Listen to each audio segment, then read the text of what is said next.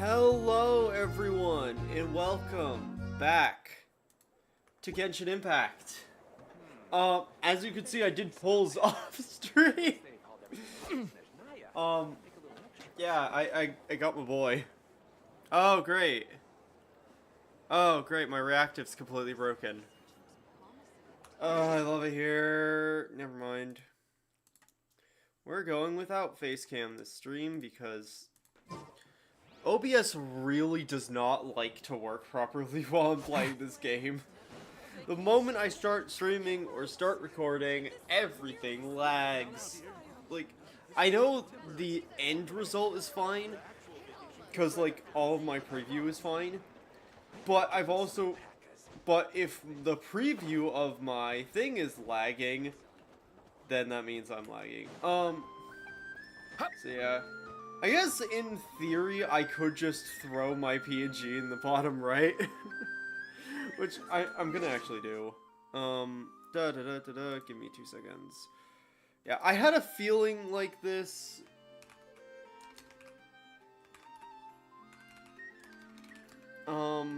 Was gonna happen because it happened the last time I tried to do this, so I don't know why I expected any different. I was just hoping that for some reason today it would just things would work. Alright, that scale her down a bit, put her in that corner. Doesn't need to be super big, just needs to be there. Hi everyone. I still have so much to learn about human Hi everyone, welcome back like, to Genshin Impact. Where should I put my hands when I'm nervous? Actually, no, I really don't like it being there without it moving. That's weird. I just really want to make friends with everyone. Shut up, Darren. Shut up, boy. So yeah, today we're doing Act 5 of the Song of the Welcome Moon arc. And, some stuff to say. I did pulls off screen, got Durin, got his sword, which I'm happy about, but, yeah, also did some more pulls just so that I could get Yehoda, because Yehoda, and also got her twice in one pull. You'll see the footage of that at some point. Maybe the Christmas Eve. Potentially. I'll never tell. So, yeah. A couple things to recap. The start of this quest actually starts with you just going near Catherine. Yeah, you won't snitch on us, will you? And pretty much has the effect of Catherine being like, hey, you've dealt with the main problem here. Maybe you should chill. And also, apparently, like, Not Christmas is happening in Nodcry pretty soon. And so, Catherine suggested we go and enjoy that. And then also, we criticized, we considered the fact that we know Daughter is here somewhere. Or rather, the Doctor is here somewhere. We just don't know where he is. And we're like, well, we'd much rather deal with the marionette and whatever, and, like, had the realization that the marionette could be listening in through Catherine's. And, yeah. So now we're going over to Silvermoon Hall to go check on Colomina, because it's been a while since we've talked to her in the main story, anyway. Although, in terms of me, I've been doing my Chronicles quests every week, which I wasn't able to do my most recent one because activating this quest makes it so that you can't do them anymore. It's like, oh no, you can't do your Selenic Chronicles right now, which is great, love that. Because I'm like one behind, I think. So I haven't gotten the reward for last patches for ones of them. But yeah. I love this place so much, though. I love Silvermoon Hall. Hi, Hey, Columbina. she's sitting up. Is me sitting here a rare sight? Yeah, like, Paimon, we've been doing Selenic Chronicles every week. What are you talking about? No, we just thought you'd be resting. Yeah, I mean, after all the shit last time, makes sense. Perhaps I would have been, were it not for the sudden arrival of some unexpected guests. Not that I consider it a disturbance. After all, you are the only ones who are free to enter. Yep. It's all literally us and the Kuhenki. Would it not be a little unfriendly of me to lie down while we speak? Yeah, fair. I didn't realize you put so much thought into little things like that. It's almost like she's becoming more of a person the more we interact with her. And that this is actually a really good thing, because she's gaining attachment to this world. Only sometimes. There have been moments lately where I think about you and your companions. Oh. They are warm, Thanks, bestie. mysterious, and cozy memories. Very few of my past memories are anything like that. It's almost like your entire life you were searching for a family, and you've only now finally found it. They say that travelers return home bearing bags full of souvenirs. But my luggage was empty, and I believed it would stay that way. Also, I've seen people talking about the fact that her design is slightly more Return home? intricate now. So, you're still planning on returning to the moon? Yes. This planet continues to reject me, reminding me that I do not belong here. If I Well, I remain don't to either, that, and it... there will come a day that I disintegrate. And I don't mean reduced to dust, or turned into food for the flowers. I mean, I will cease to exist entirely. What the fuck? Alright then. Well, we're sure gonna miss you. But it sounds like we'll have to say goodbye. How do you intend to return? It's almost like there's a big plot device called a spaceship somewhere, and that the logical conclusion is we find the ship and use that to bring her home. The moon prayer night is soon to arrive. On that day, the moon will be closest to Devat. The Kuvaki in this land will reach its peak at that time. I merely need to grasp the tide, and with relatively little effort. Oh, Paimon gets it! It'll work like a slingshot! You make it sound like she's gonna get blasted up to the moon. If I did that, I suspect I would crash into the false sky. Yeah. I will be using a much gentler approach. But I do like the analogy. It's fun. Yeah. You see? She gets Paimon's sense of humor. Oh, shit. Maybe it's like angel vibes. Like, Paimon has a sense of humor that you only get if you're, like, weird In angelic. the blink of an eye, the time has come to part ways. It does feel that way, doesn't it? Time seems to fly fastest when you are enjoying it.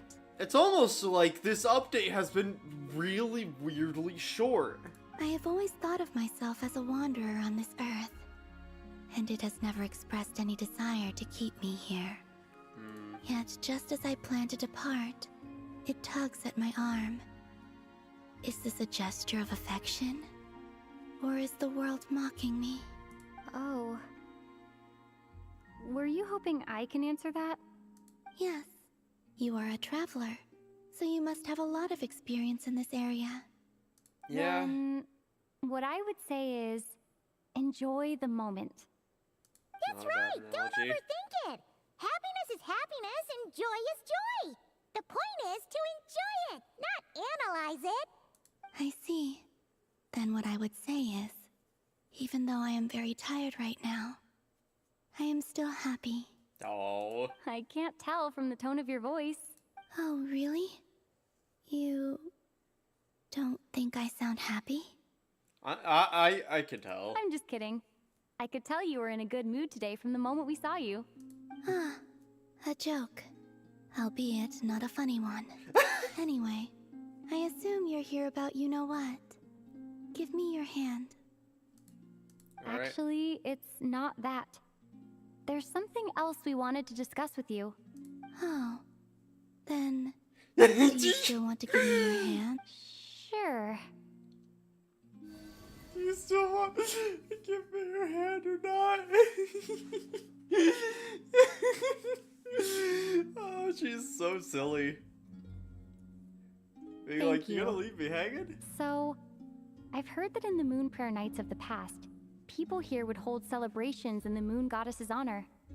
Since you helped so much in our fight against the Rehir of Solnari, I think you deserve a farewell party before you return home. Oh, this can only go well. I haven't asked everyone else for their opinions on this yet, but I'd like to invite you to join the upcoming Moon Prayer Night. I've never joined a moon prayer night before.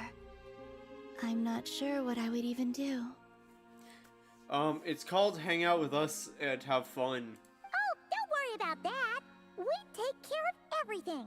All you need to do is show up.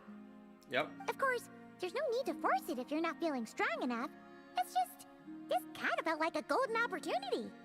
Yep. But they call me Kutar, and the Fatui have an arrest warrant out for me. I shouldn't appear in public right now. Yeah, there's definitely will be complications, I'll but... make it work. You have my word. Yeah, we got your back. Well, she does. Paimon's actually not too sure what she's planning. All right, Great, Paimon. if you're sure. I will not refuse your invitation. Yeah, something about her design and stuff feel like her clothes feel a bit more starry and stuff than she used to. Like, it feels like her I model's a suppose bit it wouldn't hurt slightly to more pack high a few more quality, but I could sights be from this world imagining into my things. suitcase before finally learning what my homeland looks like. Yep. Oh, if you see Lauma, please tell her that my answer to the question she asked me is neither yes nor no. Rather, it is. There is no need. That was kind of cryptic, but sure. Guess it's between the two of you. We'll pass along the message. Bye for now. See ya. See ya, friend. Oh. And also, I do not know. She's starting to doubt it now that she's actually found attachment. Oh, hey, New Moon's Embrace obtained. Since she's agreed to join the festival,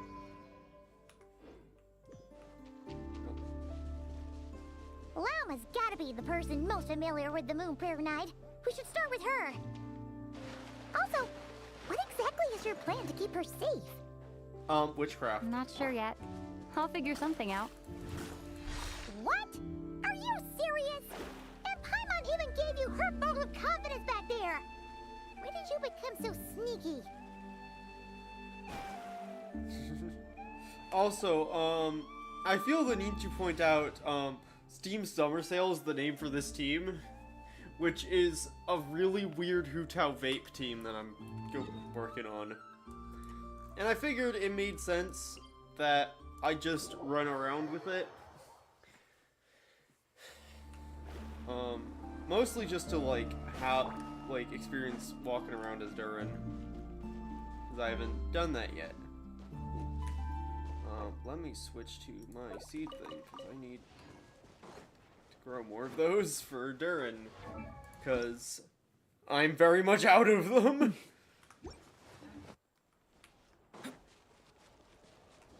Oh wait, we are really in party mode, because these are...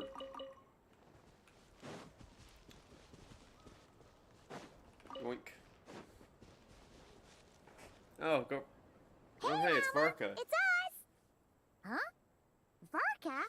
What are you doing here? Pizza cheese. Beats me. I had a bit too much to drink last night, and when I woke up, I was on Hisi Island. Fucking hell, Varka. Mr. Varka is helping to oversee Nasha Town's preparations for Moon Prayer Night.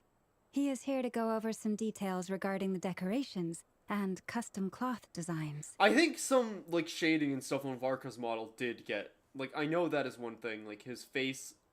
Like, the shading and stuff on his face is updated, and I think some of the rest of the detailing on his model is a bit more updated. Right, yeah, that too. What do you mean, that too? His preference Yes. is already underway. Celebrating this festival is a long-held tradition here in Nodcry.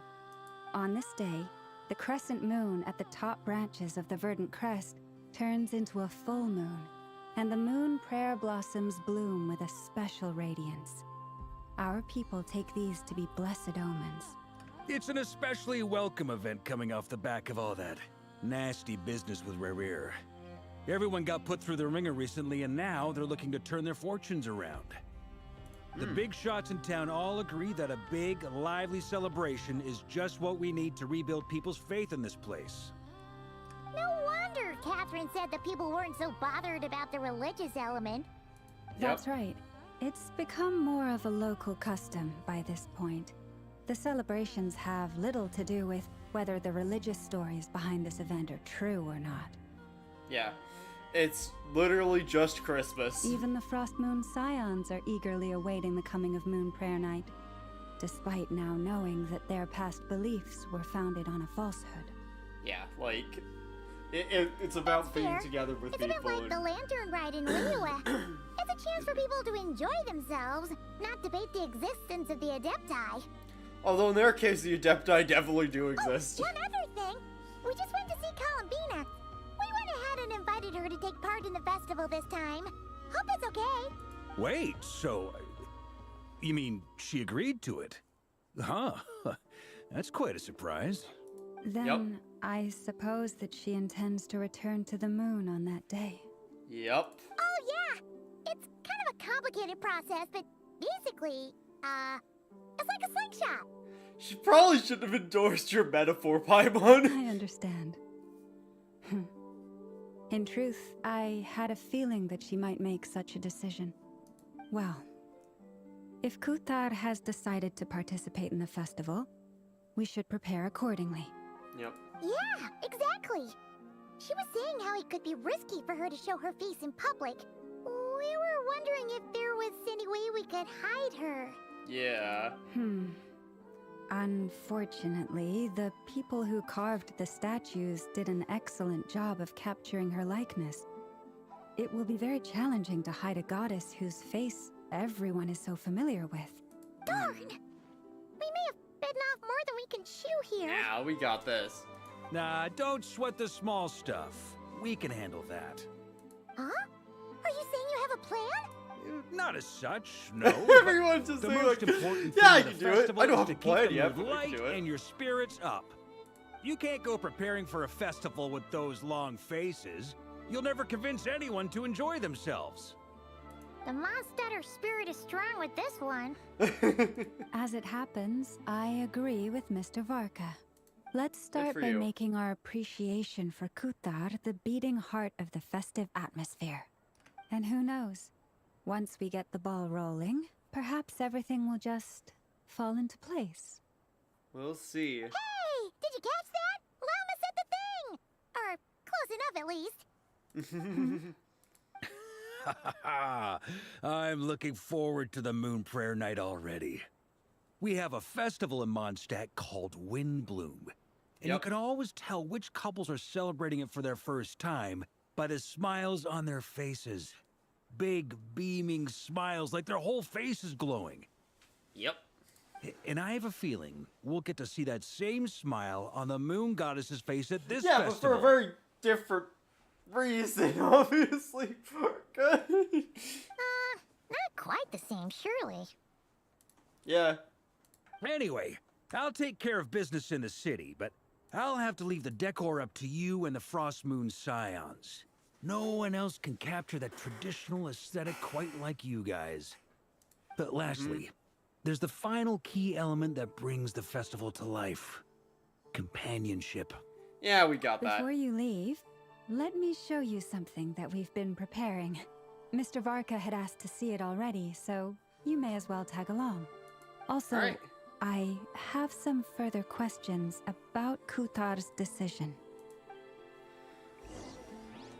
Dar. Ba, ba.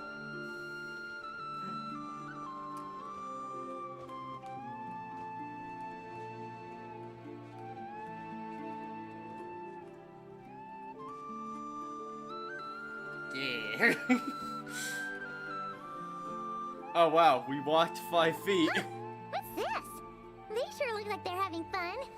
Oh my gosh, it's the whole side arc of teaching them how to play music. I believe so. Kuhenki seem very skilled at playing drums like these, although I'm not sure where they learned it from. Maybe it's an innate talent? In their eyes, they're probably just playing yeah, with toys. Totally learned music from innately and not from anyone you know. Hi, Luonathar. Luonathar! You wanna play too? Guess not. Yeah. She looks more confused than anything. Maybe we can teach her next time if we get the chance. Yep. Yeah, Luonatar's,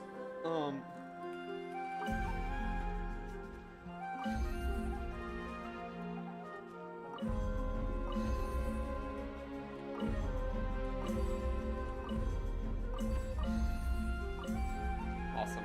What are these floaty things? Moon veils. We hang them from buildings in the city during the festival.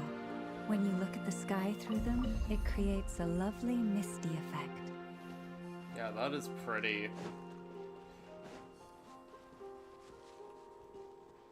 Continue following Llama. What if I don't want Everyone to? seems hard at work. Yep. They are preparing items for Moon Prayer Night. For instance, the sculpture being made over here. Mr. Varka and I were just finalizing the details of where it will be placed. Oh, that's gonna be pretty. There she is. I didn't know the finished article would be so large. Not to worry, though. All the necessary arrangements have been made. Just let me know once it's ready, and I'll get some people to ship it over. You have my thanks. And over here, we are preparing a very traditional confection. Oh, look at all these colors! It looks great! Can Paimon try one? Of course. I have a feeling you'll like it a lot. Go for it, Paimon. Sweets and treats are Paimon's favorite. Go! Tavat's biggest If you sweet included tooth. those in the Feast of the Moon, I bet Paimon would have joined the Frost Moon Scions by now. There will also be verdant crests like this present in Nasha Town during the festival. The timing of Moon Prayer Night is not completely set in advance. We make a rough estimate, then observe the changes in the verdant crests and moon prayer blossoms to guide us. As Oh. such, the wait itself is a fun feature of this particular festival. So, it's kind of like, you know, like, not in a specific way, but it's kind of like, Lunar New Year, where the date itself isn't set, it's just a rough time, like, it's when the cosmic event happens, and not, like, because Lunar New Year is tied to, when the moon changes, I believe. Like, when it changes from, like, to the first moon stage or first new moon of the new year, I think. I don't know. Like, admittedly, I don't know much about Lunar New Year, but I know it's like something that changes because it's like specifically the moon phase, first of a specific moon phase in the new year, I believe.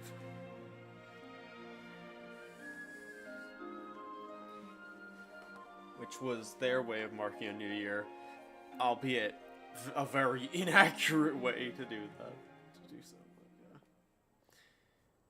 You know, Let's they could have talk given here. her more clothes To tell the truth, in that I statue. am very surprised to hear that Kutar is willing to participate in the festival. Yeah. I once asked her if she'd be willing to stay with the Frost Moon Scions. I could introduce her to everyone, and we could be a family to one another. She did not answer, but she has not appeared here since. I Yeah. took this to mean her answer was no. But if that were the case, she Yes. would not have accepted this invitation. She passed along a message. There's no need. I see. Maybe she is right. Maybe the Frost Moon Scions of today no longer need a moon goddess.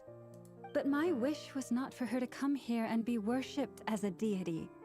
I simply wanted to offer her a place to stay. I'm sure she believes that showing herself here might invite Fatui intervention, and as such, she does not wish to cause us trouble. Potentially, but What really pains me about all this is that This is her birthplace. She ought to belong here, yet no one has been able to grant her shelter. I think I'm qualified to weigh in here. When someone's about to depart on a long trip, what they need is blessings, not burdens. We should wish her the best, not make the journey harder than it already is. Yep. Anyway, she's agreed to attend, hasn't she? All we need to do is simply respect her decision. Varka's so freaking based. I see your point. Yes, she will soon depart after all. Yeah. And as much as we'd love to get her to stay, she physically cannot, unfortunately.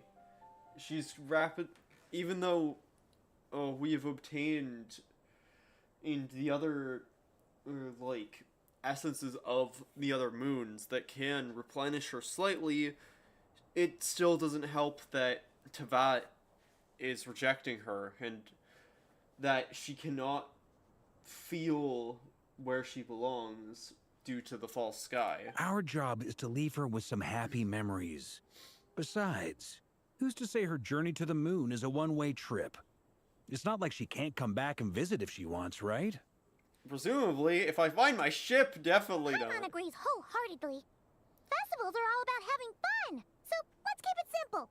Yeah, be nice if I could find my thing. Oh gosh, I just realized. Is the reason we've not been able to find it, and the reason we haven't seen Daughter yet, is Daughter at our ship? Is that what it's gonna be? Is the Doctor like, experimenting on our ship, and that's why he's not here? All right, I'm gonna head back to Nausea Town soon. Want to come with? I'm guessing you have some other folks to visit there. Sure thing, let's go. Yeah, let's go. See Bye you, for now, Llama. Llama. Thank you all. Goodbye.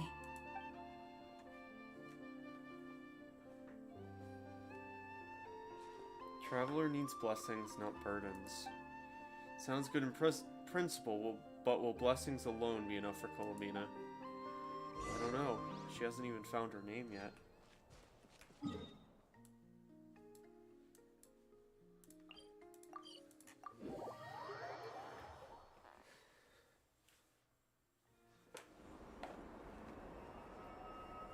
Huh? Hey, over there! It's Durin and Albedo with Flints! What could they be chatting about? It's the boys! Your guess is as good as mine. Ah, Grand Master, and the Traveler and Paimon. Hello there. It's been a while. Hey, Albedo, it's been a month. Perfect. We have some new volunteers for our investigation. What investigation? Wait, let me guess. The righteous Lightkeepers are finally ready to hunt down the Abyssal Dragon? Haha. Yes, that too. What? Yeah, right! Oh, wait! Why does everyone keep saying that too? Well, to be precise, the facts match, but not the causality. Wait, so I guessed right? Half right! Don't act so impressed with yourself! Varka just out here spouting bullshit hope as a joke. Maybe I can explain. We ran into Mr. Flint's north of Nausea Town. At that time, we just noticed a few abyssal creatures out in the wild, but the strange thing was, I didn't detect any traces of abyssal energy on them at all. On closer inspection, we realized that they were not real monsters, but something akin to reflections in the water, or perhaps a mirage. Huh? What do you mean? Like, you could see them, but not touch them? Huh. Exactly. It was very peculiar. They roared and tried to attack us, but we could not make any physical contact with them. Weird. I think I've heard of things like that happening in Not Cry before, but I don't know much about it. Like the ghosts at the lighthouse? Yes, it's a known phenomenon. Mirage-like illusions tend to appear in Nodcry in the run-up to Moon Prayer Night. From a distance, they appear quite real. I myself thought that Misters Durin and Albedo were locked in battle with abyssal monsters when I first arrived. But after sharing intel and investigating a little further, we can confirm that these illusions are harmless. There is no great cause for concern. I see. All the Mirage stories I've heard are either animals, rocks, or small houses. Abyssal monsters, though? That's a first. I mean, if they're reflections, then the destruction of the main perpetrator and propagator of the Wild Hunt makes sense. There's no more... The Wild Hunt isn't as extreme, and so the land makes its reflections. It's a first for me, too. So I'm planning to look into it further just to be on the safe side. I intend to inspect a few more locations. Like scars of a wound now closed. What about you two? Any plans? Alice contacted me a few days ago. She'd like me and Duran to assist her with an experiment. But we lost contact shortly after receiving the message. I'm sure that comes as no surprise to anyone familiar with her. Right. We don't know when the wind will blow. Yet when the wind blows, we will know. That, in a nutshell, describes how Alice operates. Yep. Yeah, that tracks. Okay. Yep. Well, I suggest we investigate this Mirage business in the meantime. It's piqued my curiosity, and I'm pretty sure I know someone who will already be 10 steps ahead of us. Well said. Right? Whatever's happening in Notcry, she always seems to be the first one to know. They're just gonna go bother Nefer Let's go see again. what she knows. We can invite her and her staff to the festival while we're at it. It's just like, oh yeah, something's going on in the try. Instead of doing like actual research on our own, let's just go bother Nefer. She's bound to know everything anyway, so like, let's not do it ourselves and just go bother her. That's fun. And I mean, to be fair, bothering Nefer is very fun.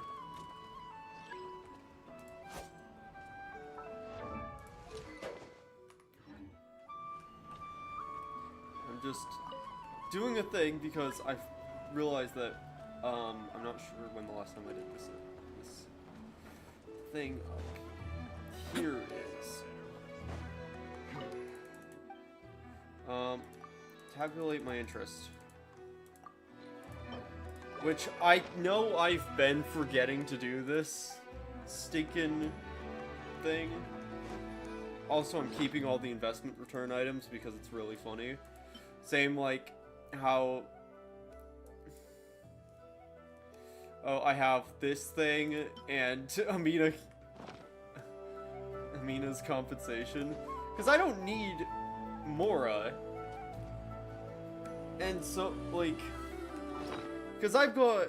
Where do you see Mora? Oh yeah, down that... Like, I've got so much Mora. I really don't need it.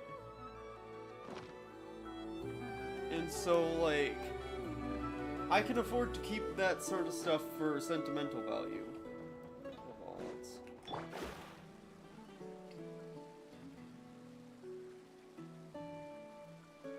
Curatorium secrets time.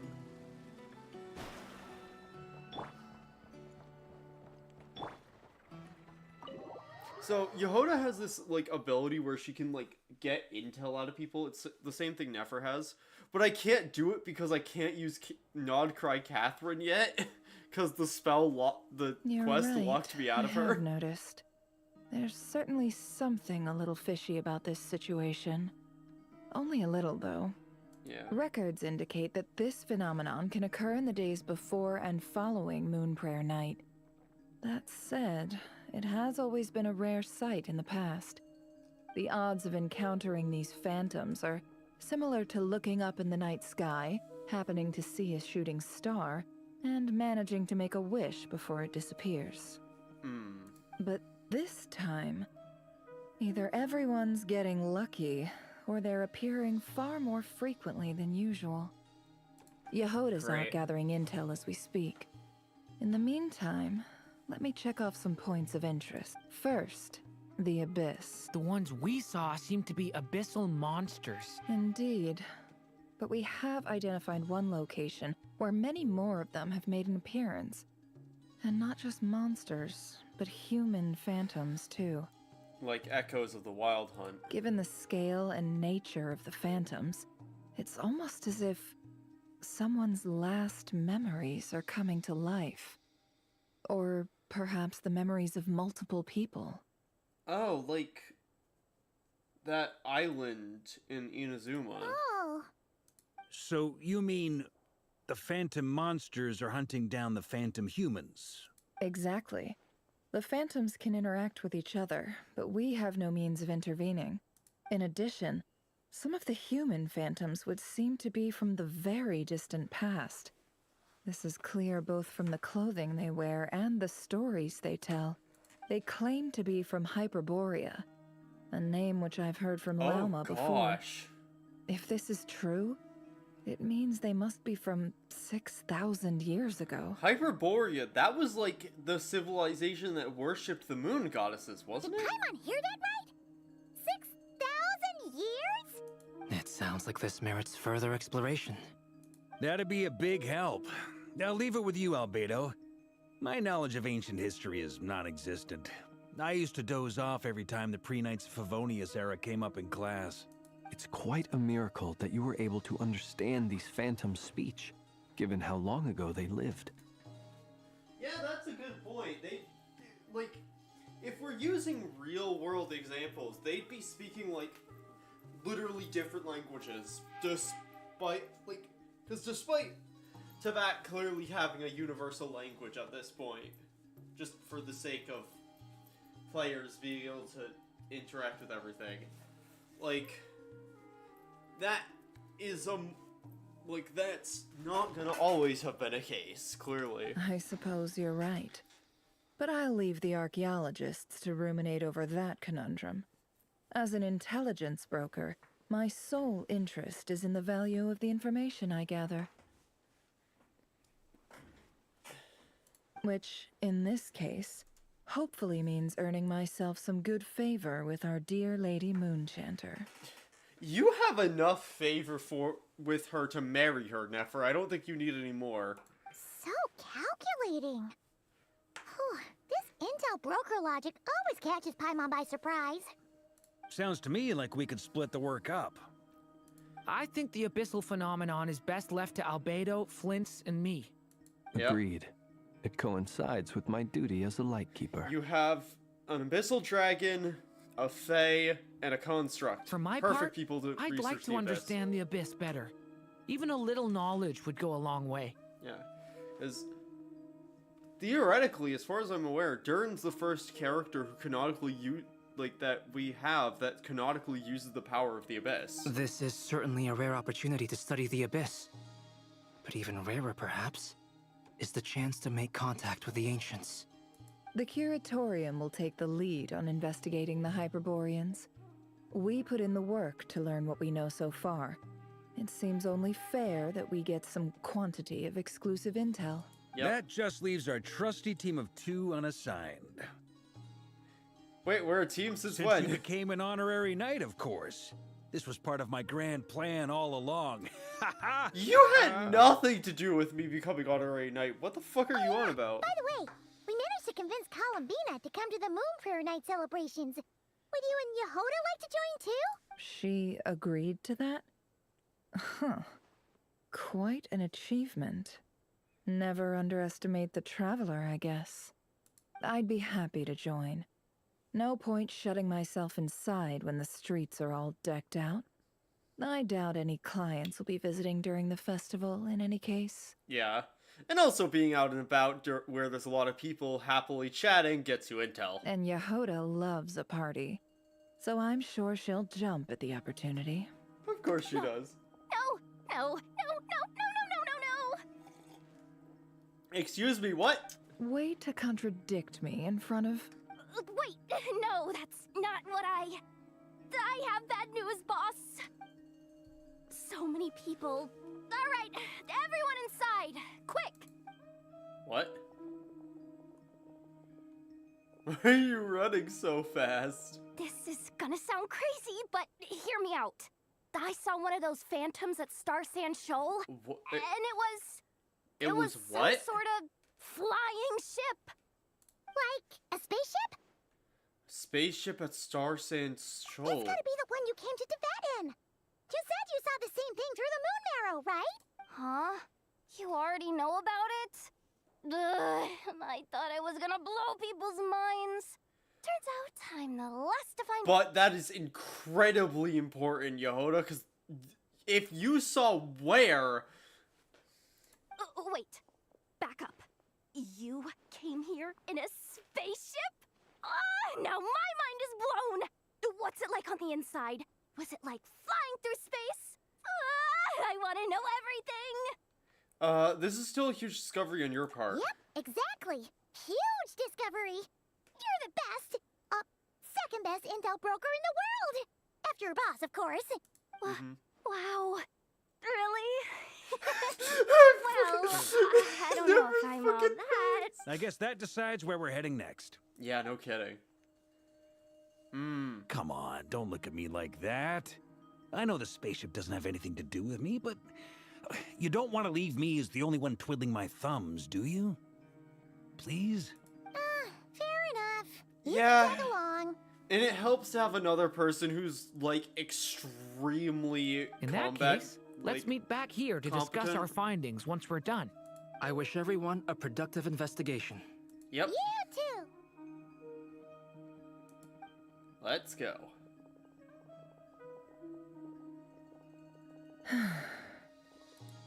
What's up, boss? Aren't we gonna head out? Tell me, Yehoda, when did the curatorium start giving out intel for free? Oh, sorry, boss. She's so pissed. She's so pissed.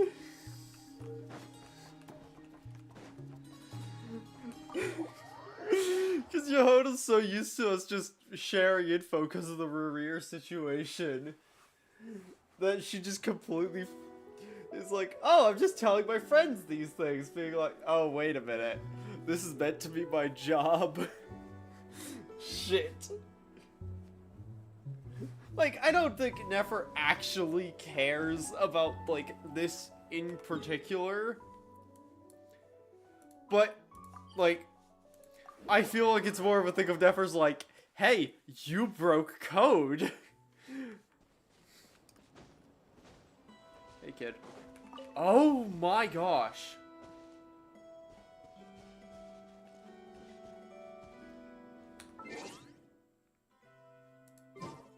Holy crap baskets.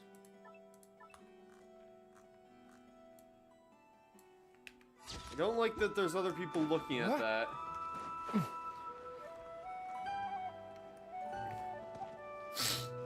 Also, there's so many phantoms.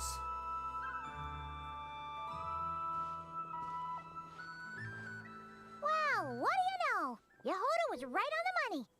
This phantom really is your spaceship. But that's so weird. Why would it show up here? Is it some kind of projection? Or a ghost? Like, maybe it no longer exists.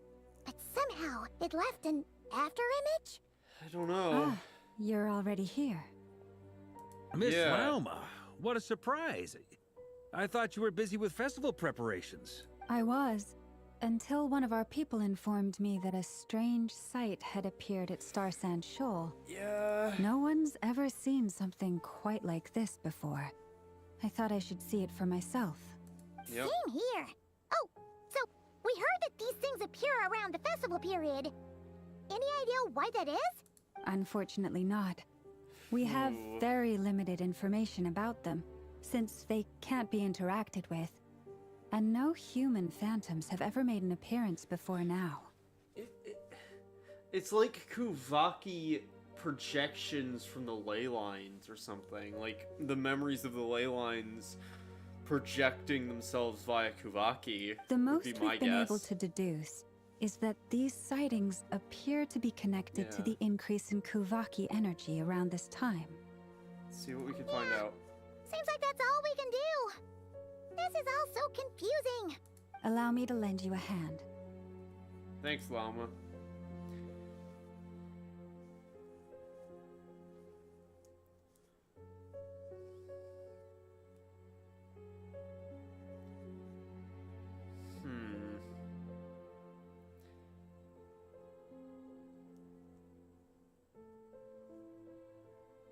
Oh.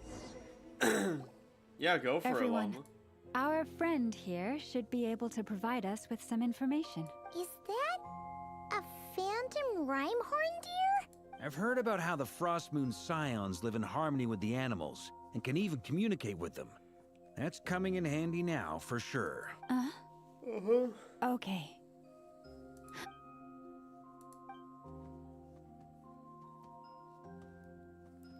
It's crazy that you could actually communicate with the people. It appears to share our curiosity about this giant spaceship, so I asked it. In return, I told it about some nearby spots where the wild fruit grows abundantly. We may live in a different era from these phantoms, but I trust that the terrain, climate, and ecology here are more. Let's give them a moment. So, does All it? back together. Must have been a lot of fruit. Oh my god. Indeed. Now let me ask them some questions. Like, It did find a lot of wild fruit. This puffin circled in the air several times, but didn't spot anything out of the ordinary. Huh. Well, it definitely... Indeed. Other than that, I was also thinking that the world these Oh, I get what you mean. The wild fruit exist in both times and spaces, but there might also be things that only exist in that space-time, because which we don't see can't their see. whole world, we can only see small Good fragments. point. Great thinking. Blunthorn rhinos can use kuvaki to shift great rocks, but this one says it couldn't get that ship to budge by even an inch. Yeah. The sniffer mole tried too, but despite being they say that the spaceship looks robust and undamaged. It seems completely impervious to any and all attacks. So, just like us humans, there was nothing they could do about this spaceship either. So who moved it? Yes. Still, we are grateful for all your efforts, dear friends. Now go and enjoy your feast. Then where did it I've noticed go some other if it human was phantoms virtually gathered invincible? nearby. Come on, let's go talk to them. Wait. This is the Hyperborea era. 6,000 is too far back, isn't it? We didn't crash in the Hyperborea era, did we?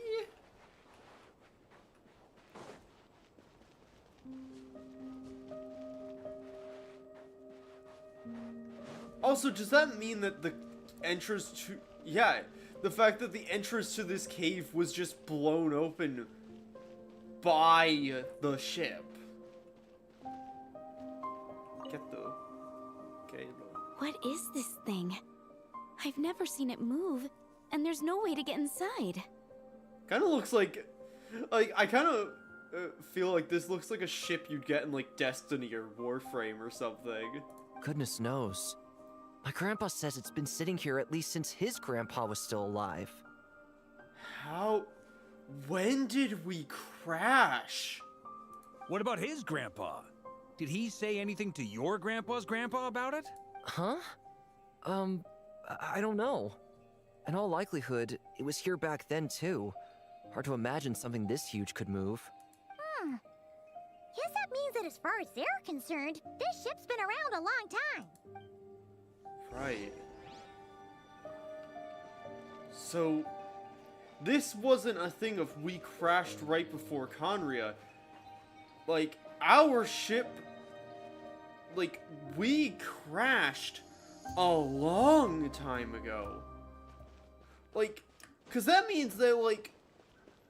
Because if this is, like, Hyperborea era... That means that our crash predates the Archon War, right? Like, am I crazy? That is the timeline at this point. Is that we crashed before the freaking Archon War. If we can get even a small chunk off of this thing, it's gotta be worth a fortune. Today is the day we strike it rich. Yes, brother, I shall join you. Let's make our fortune. We should go with them. What the? This thing is crazy tough. I can't even scratch it. What's it made of? Sorry, brother. Looks like we'll have to seek our... Enjoying yourself? I was just seeing if I could influence this phantom's perception by playing. Yeah. I'm sure we're all starting to build up an idea of what's going on here now. These phantoms are reenacting real historical events in Nodcry. Yeah. It's almost like we're in some kind of interactive stage play. We can talk to the actors, but the plot is fixed, and we can't influence it. Yeah. It makes sense. History is set in stone. The objective facts of the past cannot be changed. But I guess the question is, can we make them go faster? Like, if we can have a reflection of a building, well, like a vehicle like the ship, is there any way we can use Kuvaki to accelerate the timeline so we can see what happened to it? Because it's clearly not here anymore. So someone moved it. Paimon totally thought you were just goofing around earlier. But actually, you were doing some serious investigating. As much as he seems like a dumbass, Varka does know what he's doing. Of course I was. Anyway, at this point, I think we're forced to conclude that although the Phantom spaceship is right there in front of us, we aren't going to learn much about it from these people. If only this showed the moment when my brother was searching for me, maybe then I could discover why he wasn't in the spaceship. Or if it showed the moment when it disappeared, I might have found out who was piloting it and where they were heading. Oh, so Lumine's theory is that someone just drove it away. But no such luck. All we've seen is an arbitrary moment in time during its long stay here. Don't be discouraged. If nothing else, this is proof of the ship's existence. And think about it. So many people tried to hack their way inside, but no one could get the door open. It's made of very tough material. To me, that says that we'll either find the ship itself or the story behind it. It's just a matter of time. Thanks, Varka. Huh. Every now and then, when Varka gets serious, he actually does seem like Grandmaster material for once. That's funny. I wonder how the others are doing. Let's head back for now. Sounds good. Also, drinks are on me if Team Knights of Favonius is the first to finish. Wait, we have a team name now? Am I in Team Knights of Favonius as well? You're very welcome to join. We've even got a cathedral ready. Isn't that technically blasphemy? You wouldn't dare make a joke like that if Barbados was in earshot. Nah, I'm sure Barbados doesn't mind a little harmless blasphemy once in a while. You are right. You're 100% right. Dude is living blasphemy. Oh, no! Get away! Oh.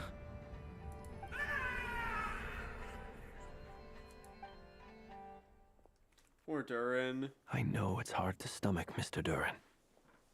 But as I'm sure you've noticed, there is nothing we can do to intervene in that which unfolds before us.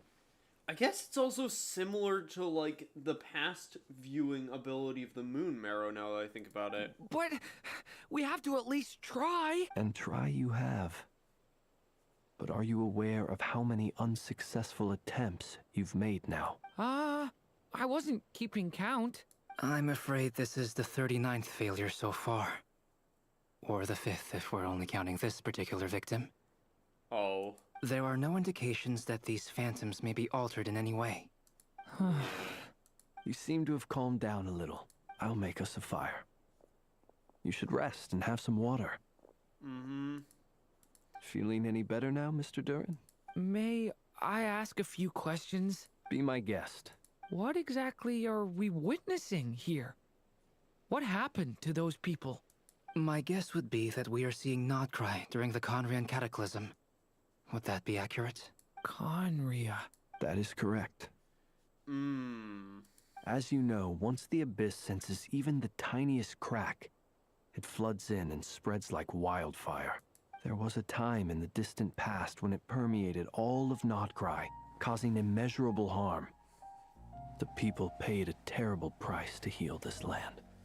Yeah, the Conrian disaster was something Then else. 500 years ago, the whole of Teyvat suffered an abyssal disaster. once more Nodcry was dealt a devastating blow. I see. In the face of the abyssal onslaught, all were like grains of sand tossed around by a tidal wave. Be they human, fae, or god. The moment you witnessed is but one drop in a whole ocean of catastrophe. All right. I guess that answers my second question, too. I wanted to know why there's nothing I could do to help them, and that's because You what could have we are probably told him seeing that earlier is before he history. tried 39 times. That would be my guess as well. As I understand it, history and fate are not all that dissimilar. The latter may be unseen to us, but both are immutable. Yes. Fate was determined long, long ago. Yep. I still have a couple of other questions for you, Mr. Flint. You mentioned more than one abyssal disaster that has struck this land in the past. How can you be sure that what we're seeing is from the Conrian incident? And also, how are you able to stay so calm when you're talking about these events? Durin? From everything I know about you, you're not cold or ruthless, and you're not indifferent to the suffering of others. Alas, I am forced to show my age. I must be 600 or 700 years old by human measure. Wait, so you... I love how it's like, this is the perfect company for him to reveal that, because they're all three of them are non-human. One is not easily moved by history when one has witnessed the truth firsthand. I'm sorry. You needn't apologize. Your passion is a good thing to have. Treasure it, because someday you may find it in terribly short supply. Yeah, considering they're basically three pseudo-immortals. Now, at the risk of offending you, I have a Dragon question in return. construct, Fae. Your curiosity toward the abyss, is it born from hatred or because you sense its call? I only ask because I kept a fragment of Rarir's body in my lantern for a short time. Specifically, his heart. So I know what a burden it can be to carry the abyss with you. And I hear its power growling from somewhere within you.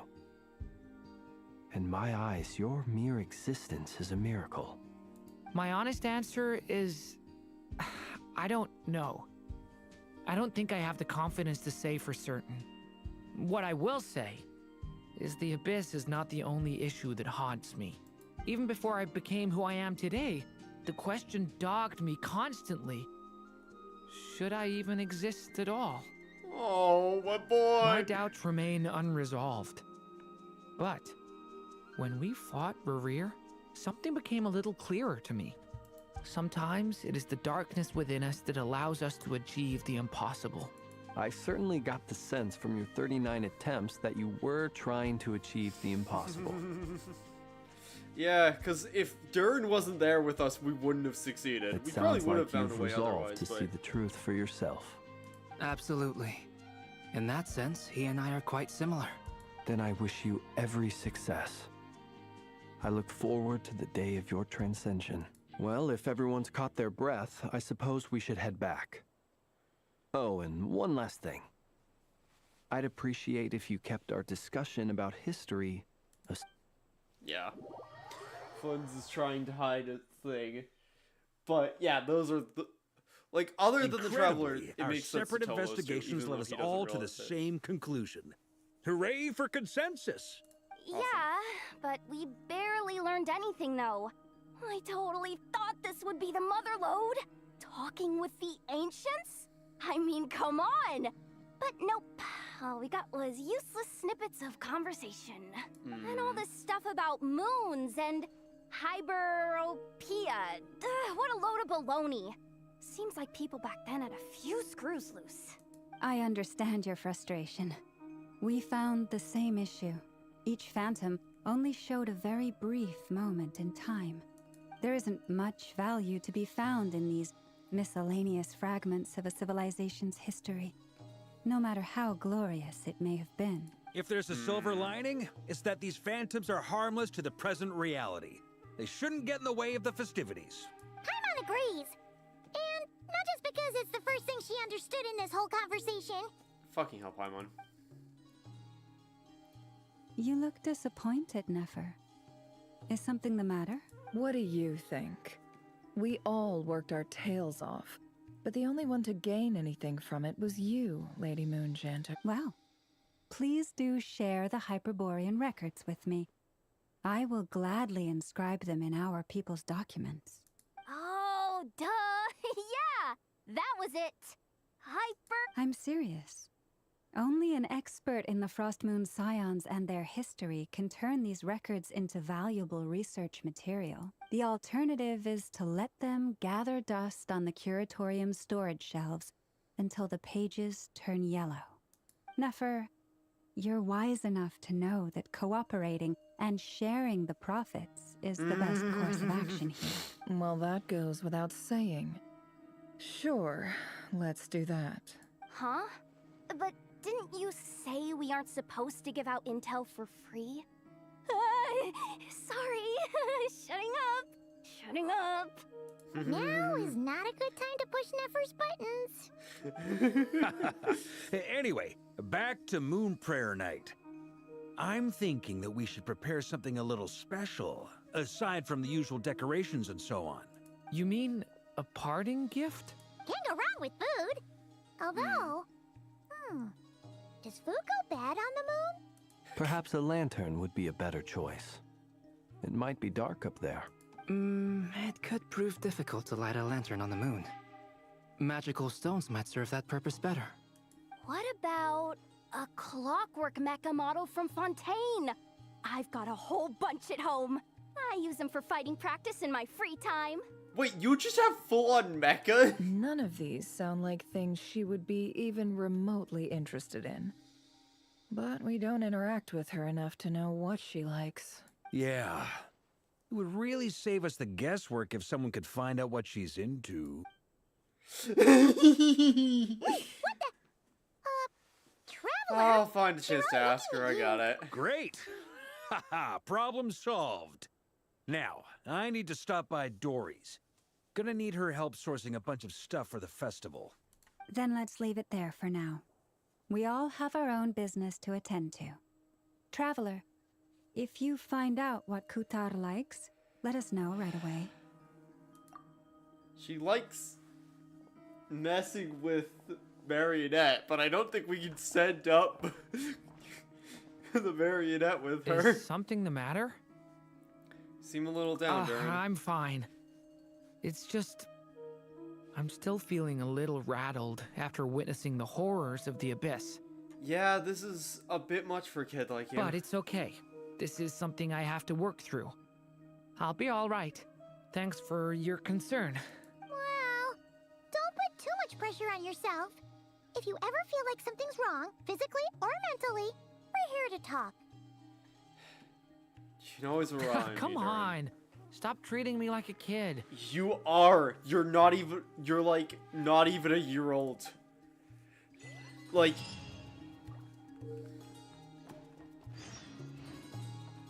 Could you do me a solid and try to smooth things over with Boss Neff? Sure.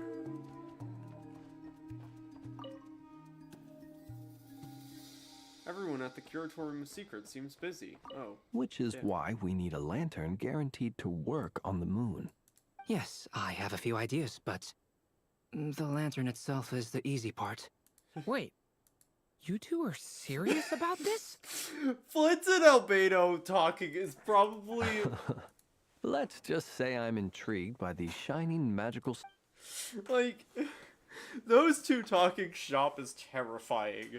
Because you have two people whose understanding of magic and stuff is very different, but yet are interested enough in stuff to make it work in a really disturbing way. You should get going.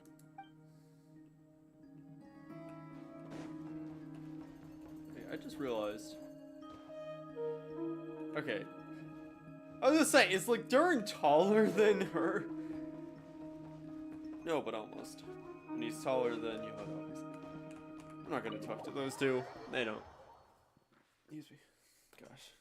Stomach's kind of burpy because I ate too much pizza before starting stream.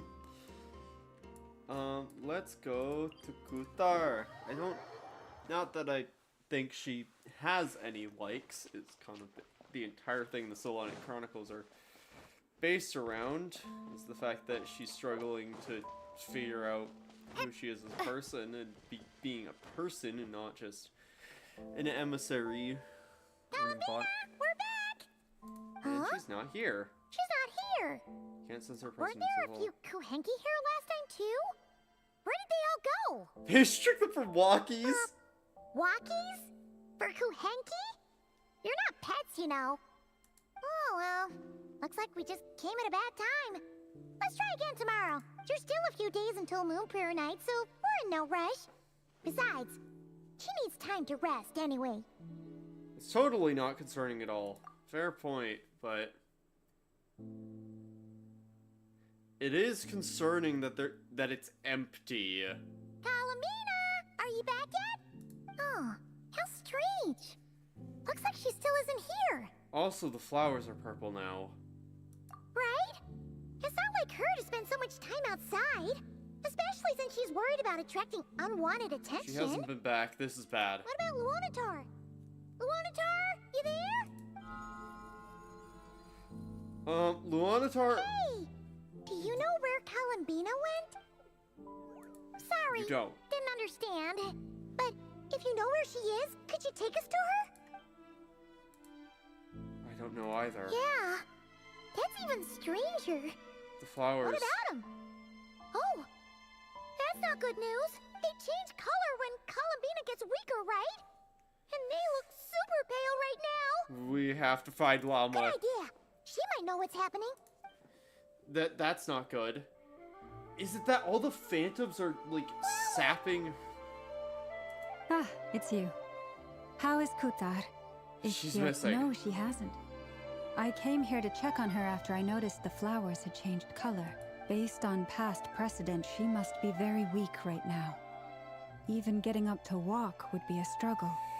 Which It means seems the Fatui unlikely have that she her. wandered up. Not to mention that she doesn't do that at the best of times either. So yeah, this is super weird. Has anyone come here No. recently? Very few people are in the know about Kutar's whereabouts. And if anyone suspicious had visited... Come on, let's go to Nasha Town. If anyone has seen her, someone there... Makes sense. Let's go. Fuck.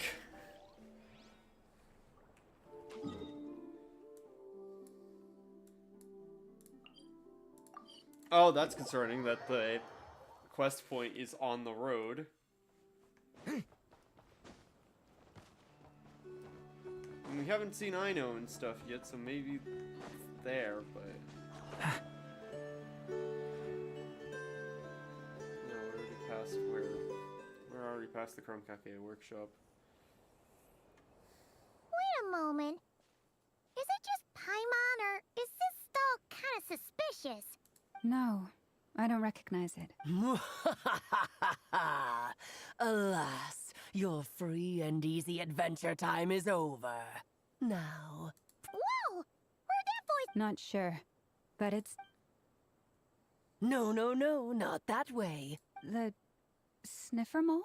That's the final boss? Surely not. Okay, the jig is up. It seems I've managed to leave quite an indelible impression, even though you've never seen my face. Ah, nothing could make a great mage more pleased with herself. Alice, the readjustment of the camera. Great adventure of the realms, Dodo King, defender of old Mondstadt, etc. But most importantly, mother of the most adorable Klee. Alice. The way she changed the question mark thing on the dialogue. What is going on? I've heard that all the big shots in Teyvat have long, wordy titles that stun people speechless when they make their entrance. Wait. Did Lau... Was that a canonical thing that she did? Unfortunately, none of them are affiliated with the Hexen Circle, and we ourselves keep a very low profile. The notorious name-dropping doesn't quite work for us. Still, I, for one, think I'm really quite amazing. It's so cool, actually, like, hearing her voice and seeing her So that moving didn't stop around. me from coming up with a title anyway. And I'm so happy that she actually sounds more mature. Alice? It's really you this time? Not a lantern or a dodo, but Alice in the flesh? Oh, that's right. So, what do you think? How does it feel to finally meet me?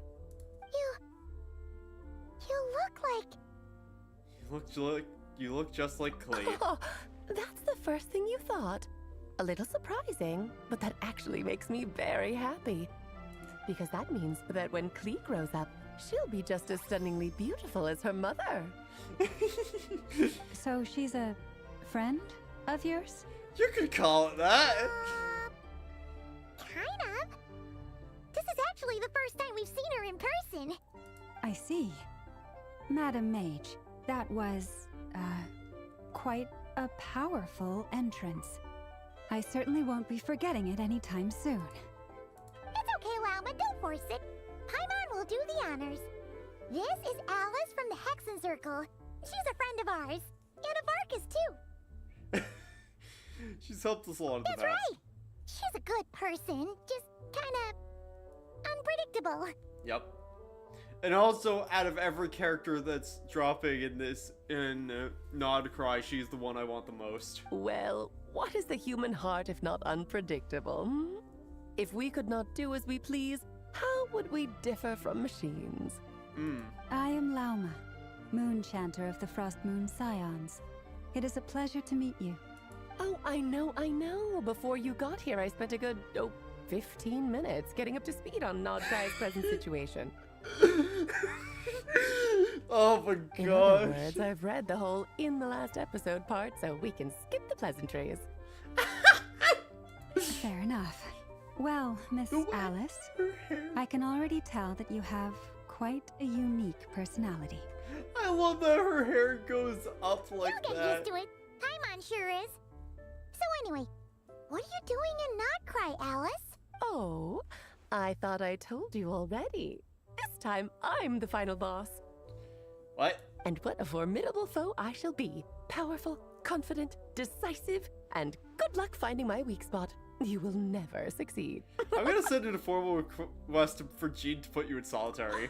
Oh, drat. My one weakness, and you found it in an instant. Fate has been dealt a devastating blow. The same weakness of Klee.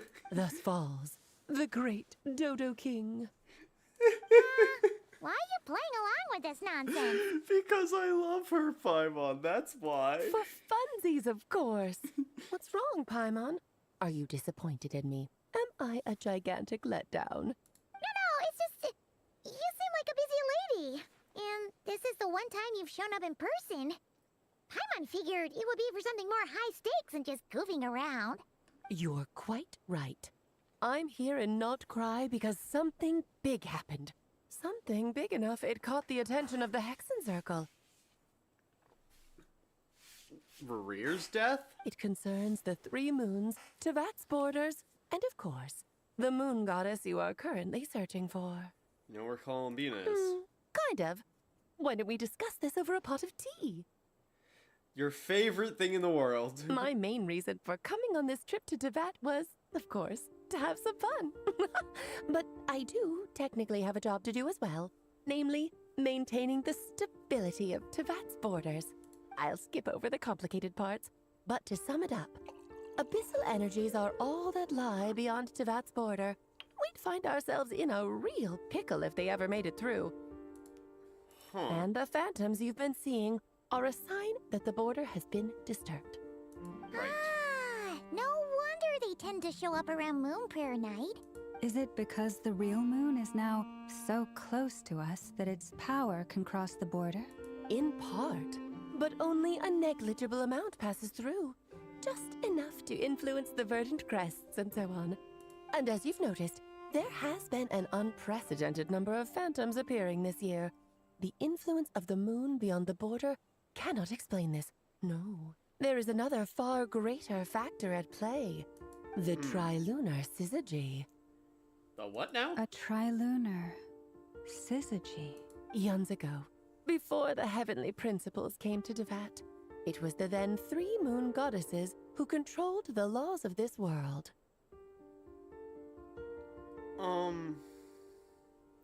Life, death, and such, aren't you? That's exactly it. The 3 goddesses split these powers amongst themselves, promising never to consolidate them into one singular body. This was meant to keep the world stable.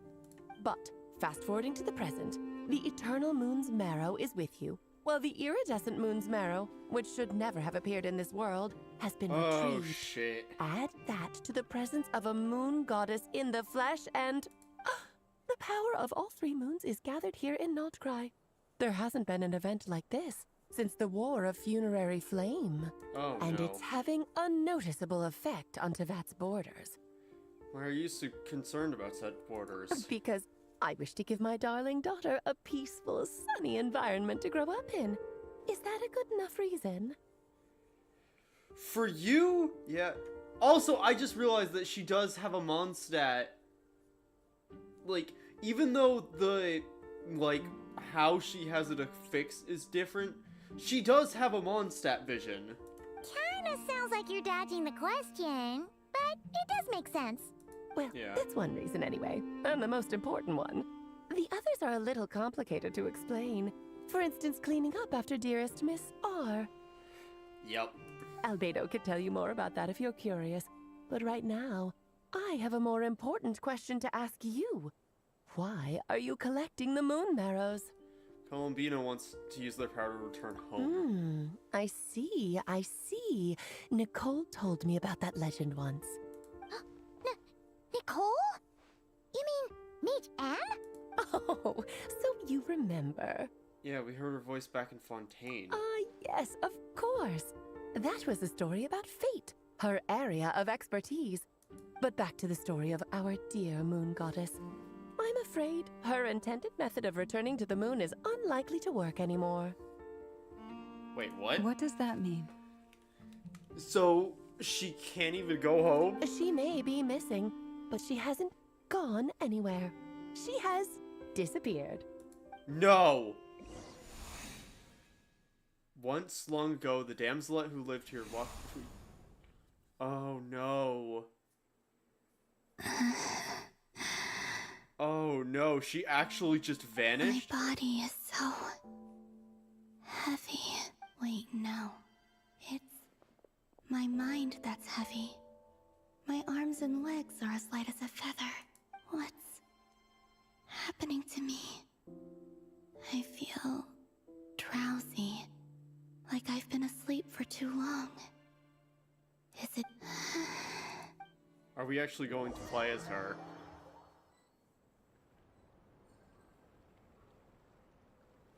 Or are we just cutscening? Are you out for a walk too? Huh? Oh no.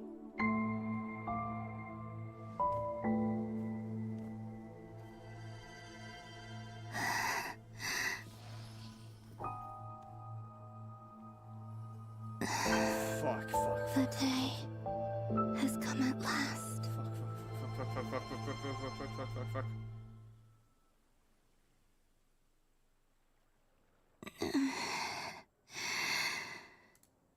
Have I grown so weak that I can't even sustain my physical form? But Moon Prayer Night is nearly here. I was so close to returning home.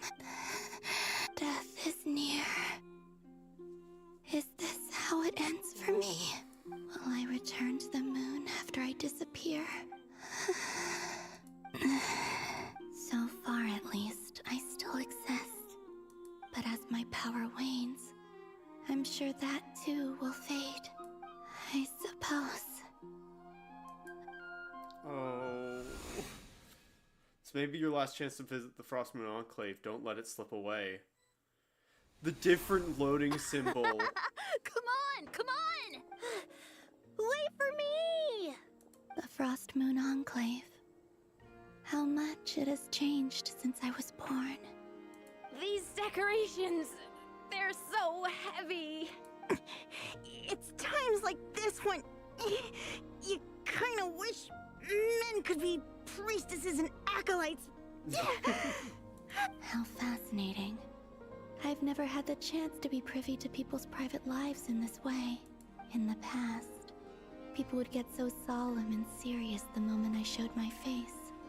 Like they were— Karina, Lametti, it's time to eat. Oh, gosh. Coming. Oh my gosh. I want to watch them a little longer. Oh no. We do actually get to see her walking and running in animation from this, though.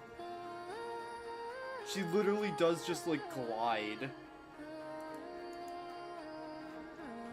Oh, that's... Oh, that's really pretty that she does, like, a pirouette.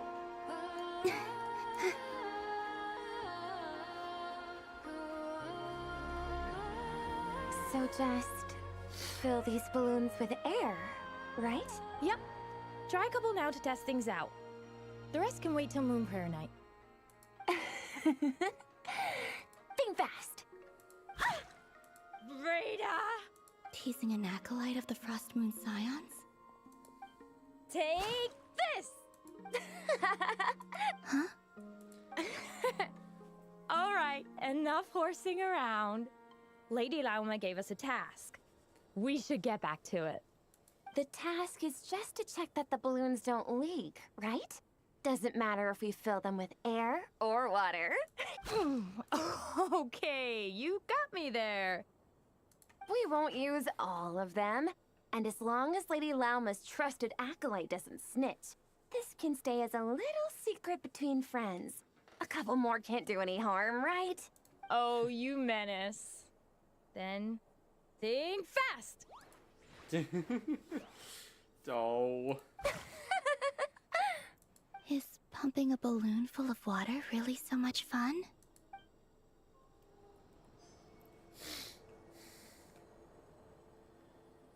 Oh gosh. I am going to actually. I know this is a really awful time to do this. I need to go. I need to be right back because I need to go use the bathroom. So I'll be back in a moment.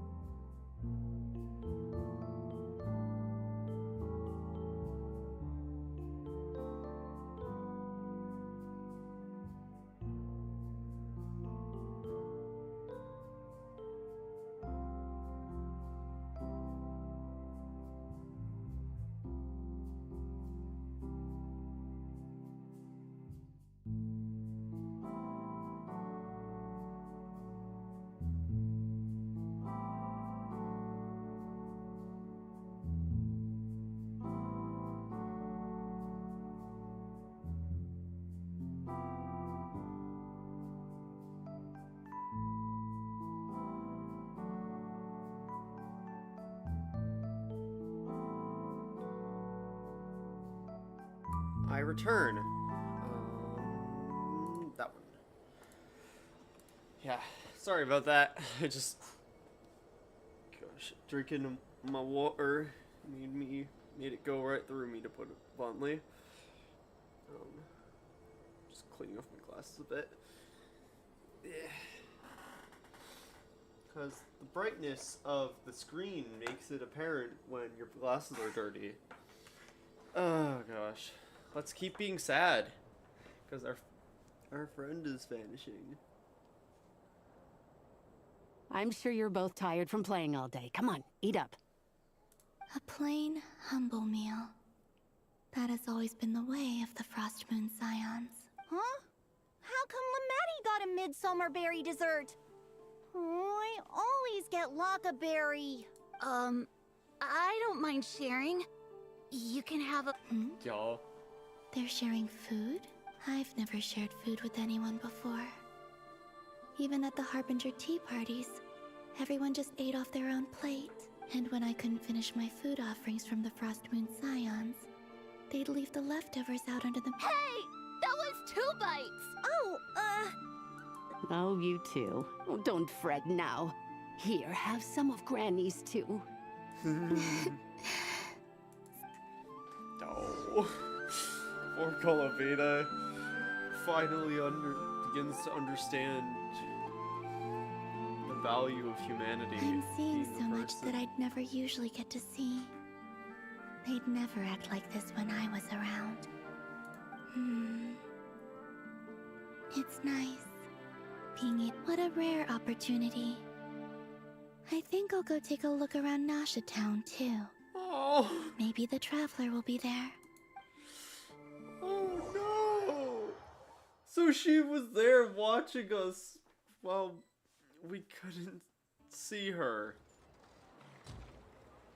After the War of Funerary Flame, the moon goddesses were no longer recognized by Tevat. They lost the whole foundation for their existence. That's why the moon goddess's strength is fading. She cannot withstand the world's rejection of her. Like Helena said, the world itself is rejecting To her. be more pedantic about it, the moon goddesses did something to offend the heavenly principles, and that's why they were ousted. Something of a recurring theme in Tevat's history. Yep. Theoretically, speaking so candidly should put me in their crosshairs too, but they can't tell me what to do. I'll say whatever I want. Anywho, the Moon Marrow energies were but a drop in the bucket for her, and that battle against the SkylaWuzHere of Solnari only weakened her further. Yeah. Fortunately, it happened close enough to Moon Prayer Night when the Kuvaki concentration here is high. That's the only reason she managed to survive this long. What do you mean, fortunately? You said she disappeared. We're too late. Oh, what a headache. I thought this was all common knowledge. I guess I have some more explaining to do. Okay, buckle up. It's time for another lecture.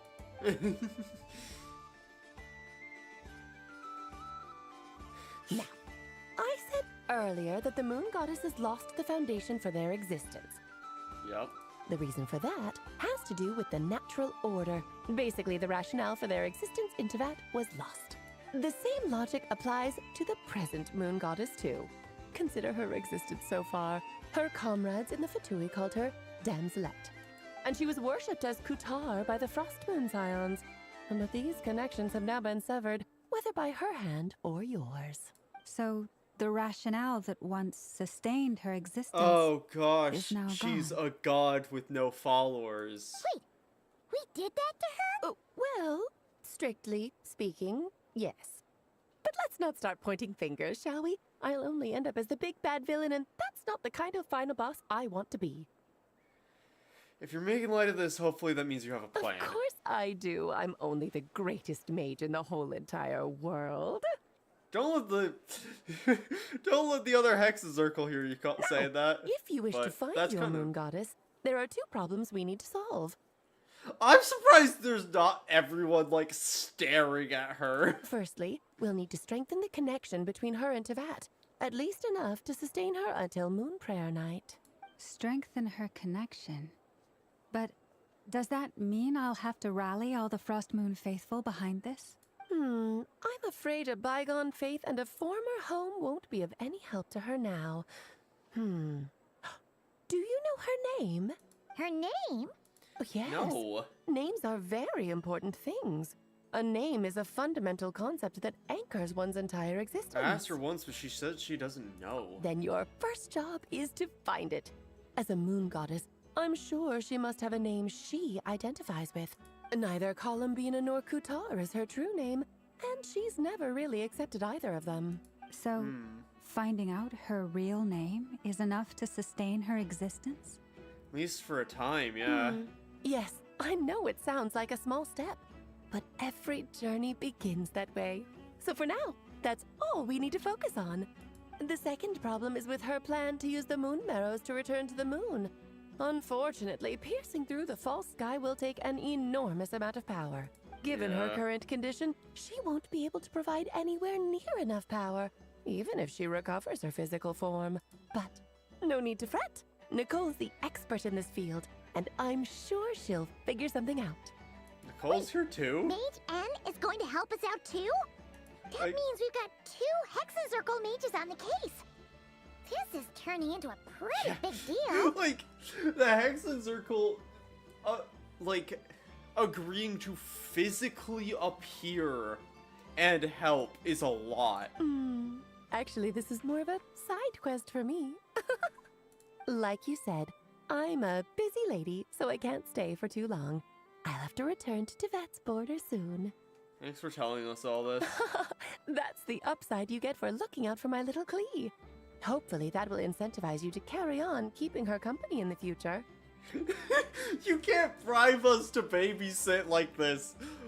Well, we're doing it anyway, but anyway, you know. Jokes aside, you'd better get moving. It will take quite a miracle for the moon goddess's consciousness to hold out till moon prayer night. Yep. Oh, I suppose I might as well tell you where Nicole is before I leave. Yeah, that'd Off be you go helpful. now. Time to meet your new friend. Oh, yes. And a little suggestion. Don't forget to mind your heads. What? I wonder how Durin's doing. I should really go see him before I head back. You really are super busy. Yeah, my gosh, Alice. I most certainly am. There's so many children I have to keep tabs on just in Mondstadt. Durin, Albedo, Venti, Varka. There were some unexpected names in there. Klee didn't make the list, huh? Of course not. Klee is my pride and joy. I have no qualms about her, because she's the best child in the whole wide world. Yep. Klee's a little angel. I'm glad you agree. Well, all the best. See you when I see you. Alice is written so well. This is such a even if you've never done any of the prior events or quests or anything with her, that one continuous conversation with Alice gives you a perfectly flawless explanation of who she is as a character, her entire motivations, and the way she conducts herself. All in one conversation. That's good writing. She didn't pack up her stall. Should we handle it for her? Mage of her abilities doesn't need our help. I must say, I'm now very curious about her daughter. Klee, wasn't it? What's she like? That's a long story. Yeah, We'll fill you in as we go. You might like her, Llama, but you'd also be terrified of her. Oh, we're going back to Qatar.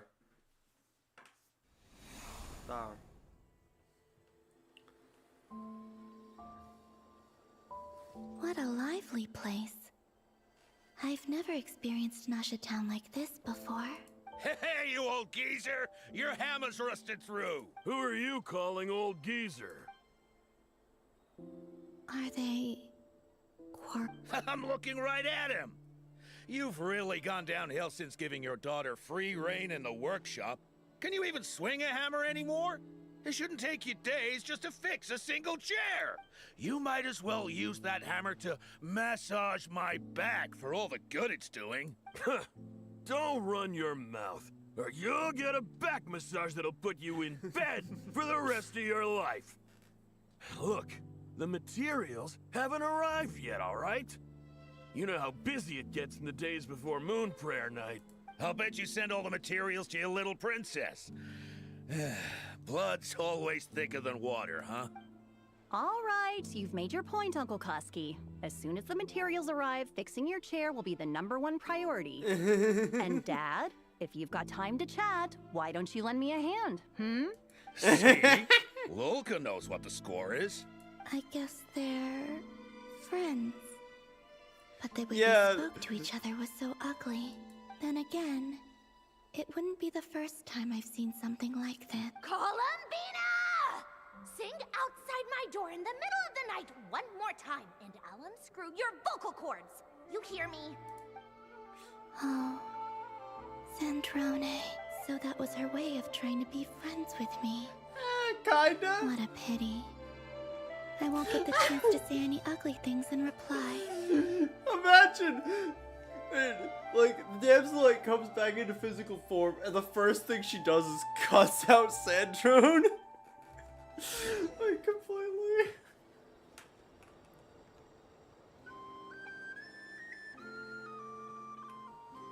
Oh, that'd be really funny. Hey, have you decided what to give her for Moon Prayer Night? I sure have. She's gonna get the surprise of her life when she's least expecting it. Then I'll whip out the ring and pop. The surprise of her life. Cool, I get the picture. You can spare me the gushy details. Ooh, looks like we have a Hello there, ma'am. Would you like some Moon Prayer Night candy? Huh? Is he talking to me? Can he see me? Here you go. Oh. Oh. Come back anytime. Right. Now, where were we? I don't know why, but I still held out hope. Oh. The most important thing right now is to find that mage. This name thing seems super important too, but where do we even start looking? I'd better go pay the Fatui a visit. Oh. Oh no.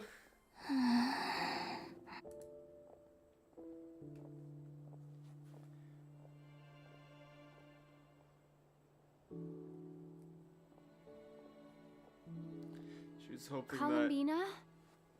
that. Oh?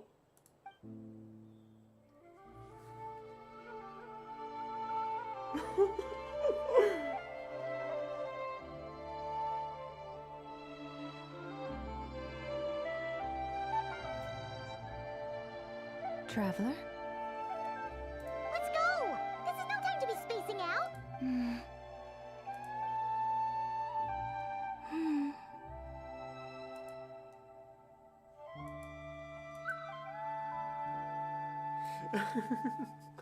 She was like, okay, she can still see me. Maybe it's not so bad just quietly staying by their side like this.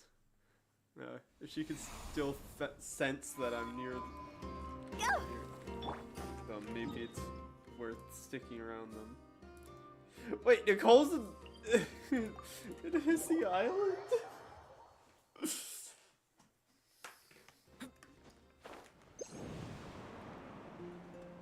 I didn't want to, like, just teleport to the waypoint because I kind of want to see her from afar. Because obviously, because I keep up with stuff outside of the game, I knew that Nicole was coming and whatnot. But it is still wild to have all the Hexen Circle stuff.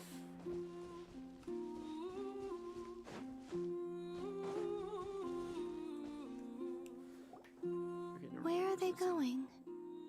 They mentioned a mage and a name?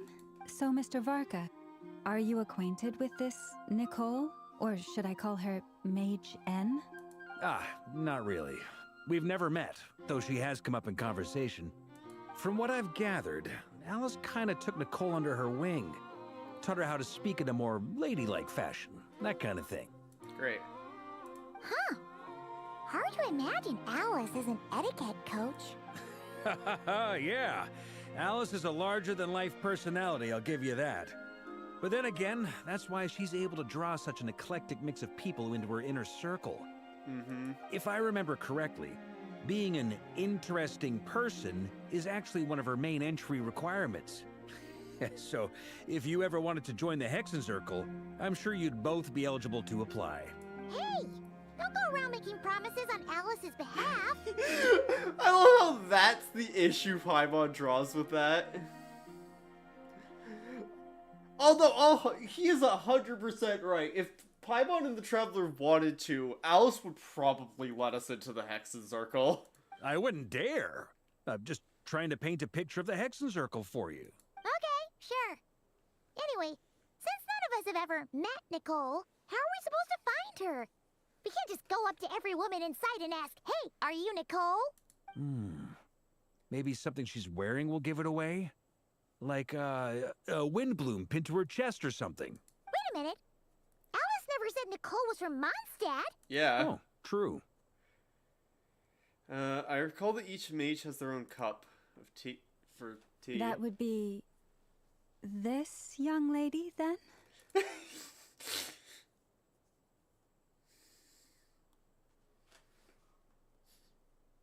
there! Sorry to disturb you, but are you Miss Nicole? Varka, Knight of Boreas of the Knights of Favonius. Alice might have mentioned me before. Have we got the wrong person? Sorry. Well, this is awkward.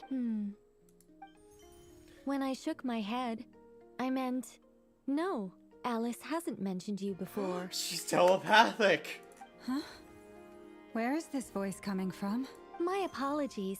For certain reasons, I am unable to speak. This is the only way I can communicate with you. That's what Alice meant by taught her etiquette and how to speak, and also what she meant by watch your head, because she's telepathic. It might take some getting used to, but I hope you can understand. Hey, it's fine. I'm more shocked by the fact that Alice never speaks about me. Varka is Klee's dad, right? Like, that's why he's so sad by this. As for you two, we have crossed paths twice before, but it is nonetheless a pleasure to finally meet you. It's really you! Thanks for all your I'm guidance. trying to remember which quest N was part of. It was Fontaine era, so was N part of the Simulanka stuff? You're quite welcome. This time, things are different. We Yes, have it's reached the Simulanka. unwritten pages of the story. You might say that we stand at the crossroads of fate. Now then, allow me to formally introduce myself. My name is... Nicole, the underappreciated master sculptor, the immortal literary giant. If they'd write. And the silent angel, yet also the orator, the instant they utter a word, etc., etc. In summary, to remain silent is to be the observer of the world. Oh, oh gosh, there's so many characters in frickin' that are coming up that I want. Like, I have gotten the impression that Nicole as Hexenzirkel is going to be, like, Alice support potentially, so I might try and get her in addition to Alice. I don't know, we'll see.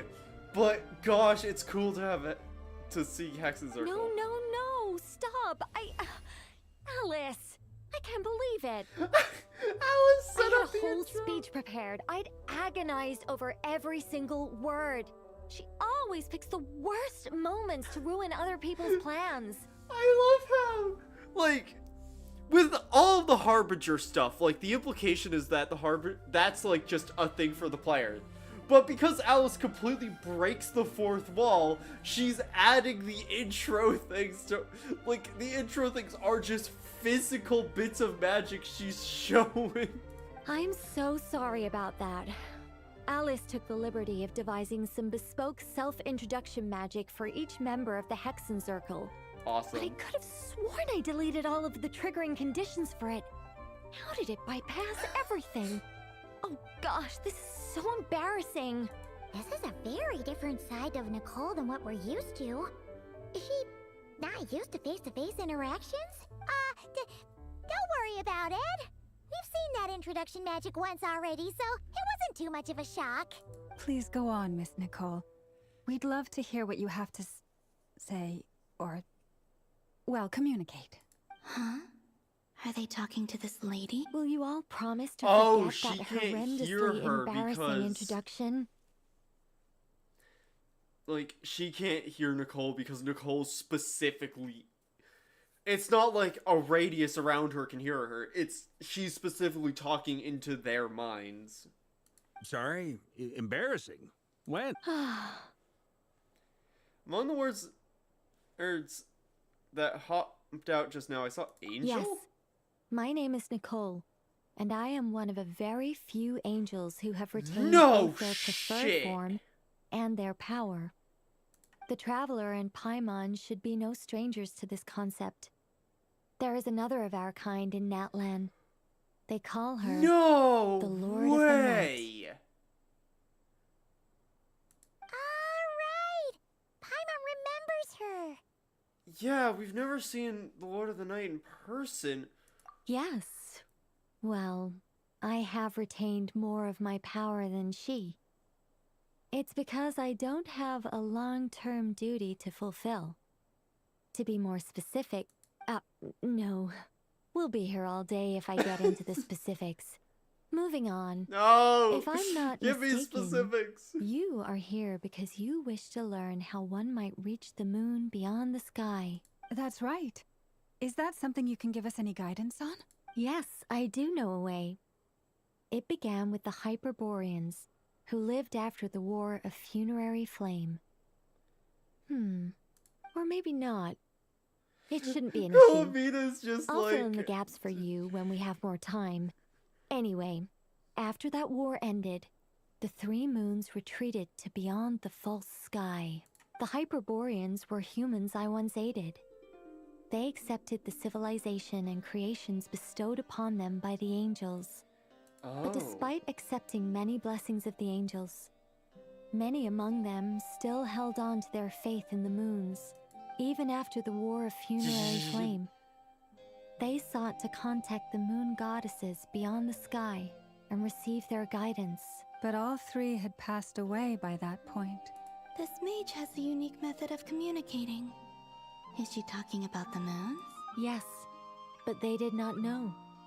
And so, still they prayed for the moon goddess's mercy. After building titanic structures that consumed vast amounts of Kuvaki, at last they glimpsed the moons and heard their voices. But of course, they were gravely disappointed. For it was then that they realized the three moon goddesses were dead. Oh, that's such... It is. Humanity was in a very sorry state at that time. The angels who had once aided them were gone, and the War of Funerary Flames had left them homeless and destitute. Just a second, I gotta ask. How relevant is all Archive? this history to the task at hand? Well, I mean, it's... Okay, it seems we've drifted into irrelevant narrative waters. No, It's been a while Parka! since I've had the chance to speak inside someone's head. As soon as I got started, I lost control, and the words just flowed out like a waterfall. What I'm trying to say is... Right, yes, that's it. The relevant part is the ritual love her created by voice. the Hyperboreans. Like, I love all the voice... Like, the voice actors in Genshin do such a good job. Like, Alice and Nicole's voices just fit them perfectly. Like, obviously we've heard Alice's voice before. Like, we've heard her so many times. But, like, seeing it actually attached to a person, like, with actual gesturing and stuff, it works so well. The fact that they bypassed the false sky and saw the true moons implies that they successfully built a connection between Tevat and the outside world, which means, with enough Kuvaki and a sufficiently stable connection, it should be feasible to send one person over the border. She does have a pyro vision. So yeah, she is Alice support. Okay, so they built some kind of portal? Oh, yes. A portal. Yes. Is something wrong? You sound... I just didn't expect you to summarize it so well. It turns out I could have said all that in one word, if only I'd managed to think of it. No, please, it's fine. This is invaluable knowledge. Oh, really? Well, in that case, I suppose I could backtrack and ask. Whoa, whoa, whoa, time out. Let's summarize what we've got first. Nicole, I feel like you and Lama should go have a conversation about history later, because this seems like something you are specifically invested in, and Lama would really like to know. It feels like we could do that after we've fixed the issue of the fading moon goddess. The Hyperboreans were the last ones to use this method, right? So we somehow need to find whatever structure they built and make sure there's enough Kuvaki to power it up. Luckily, we have the moon marrow of both the eternal and iridescent moons, so we're all good for Kuvaki. Which means the key issue we need to focus on is finding the place. Am I right so far? Yes. Although I expect the structure is long gone by now. That said, what if we could take advantage of the phantoms to travel back to a time when it still existed? Well, travel back isn't quite accurate. It's more like we'd be creating a handshake between 2 points in space-time. Oh. So, like, see and utilize the, structure of the past in order to, achieve something in the present. We wouldn't even have to pick a time when it still existed. It could just be a time when it still appeared in phantom form via projection, or we could project our own phantoms for... I love you already, Nicole. We've only lost. interacted a little bit. Is that too hard to follow? But you are... Game, you can't give me so many characters I desperately want. Yeah, things got a little, technical there. Paimon's brain is reaching capacity. Why is it that Nicole just feels like me? Where it's just like, I do this too, where I get so, like, sidetracked, mentally tangenting into something, I completely forget the point I was making. Like, Gabe, you can't just make this woman me. Alright, let me think about how to put this more simply. Okay, got it. Over the next few days, I'll search for phantoms that we can use. Once I find one that meets the criteria, I'll let you know and we'll regroup. Alright, By sounds completing certain rituals, specific individuals will be able to enter the phantom and make it to the Hyperborean structure. If everything checks out, and it looks feasible, we'll just need to wait for Moon Prayer Night, and we can send the moon goddess back home. I'm really skimping on the detail here. Is this making any sense at all? Yeah, I think so. For now, we'll just wait to hear from you. Yes. Basically, yes. Great. She's Counting so sad on you. that she In the has to meantime, we'll abbreviate focus so on much. finding the moon goddess's name. My name? Are they looking for a way to stop me from disappearing?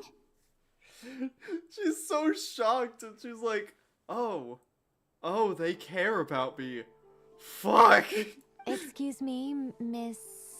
Go on, Miss Nicole. This conversation was a little all over the place.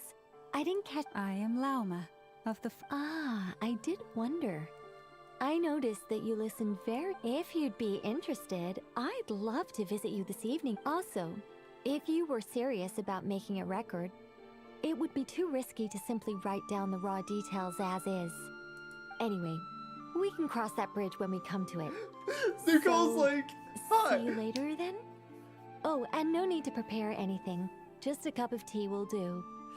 Nicole's just like, hi, you actually like listening to me. Please, can we be friends? See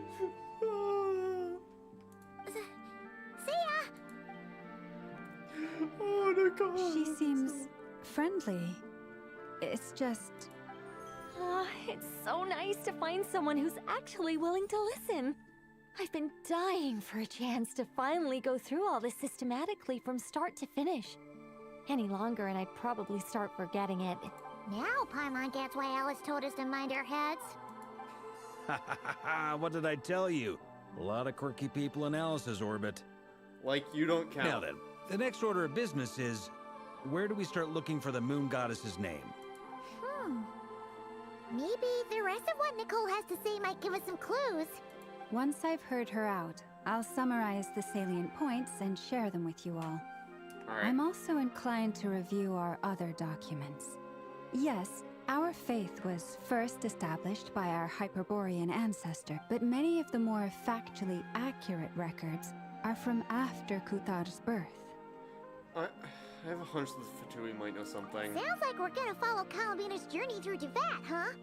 In that case, we'll start by heading to the Frostmoon Enclave. Sounds like a plan. Take this with you. I'll see about getting in touch with the Fatui. It'll probably just be Arlecchino and Sandroni again. They're the only ones who would want to help. Yeah. Thank you, Mr. Varka. Don't mention it. Honestly, I'm more comfortable dealing with the Fatui than prying into the details of a young lady's childhood. Catch you later.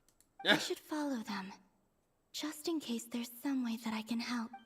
Yeah, also, like, what else are you gonna do, right?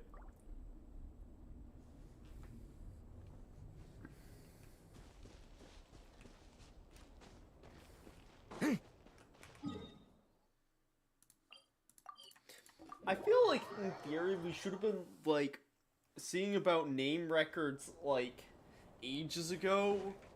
But, you know, like, I feel like this is a quest we could have started this... We could have started the process on a while back, but... A while ago, I took the time to organize all documents in our possession that pertain to Kuthar. What you see here is the material I consider reliable. You're saying there's unreliable material? Yes.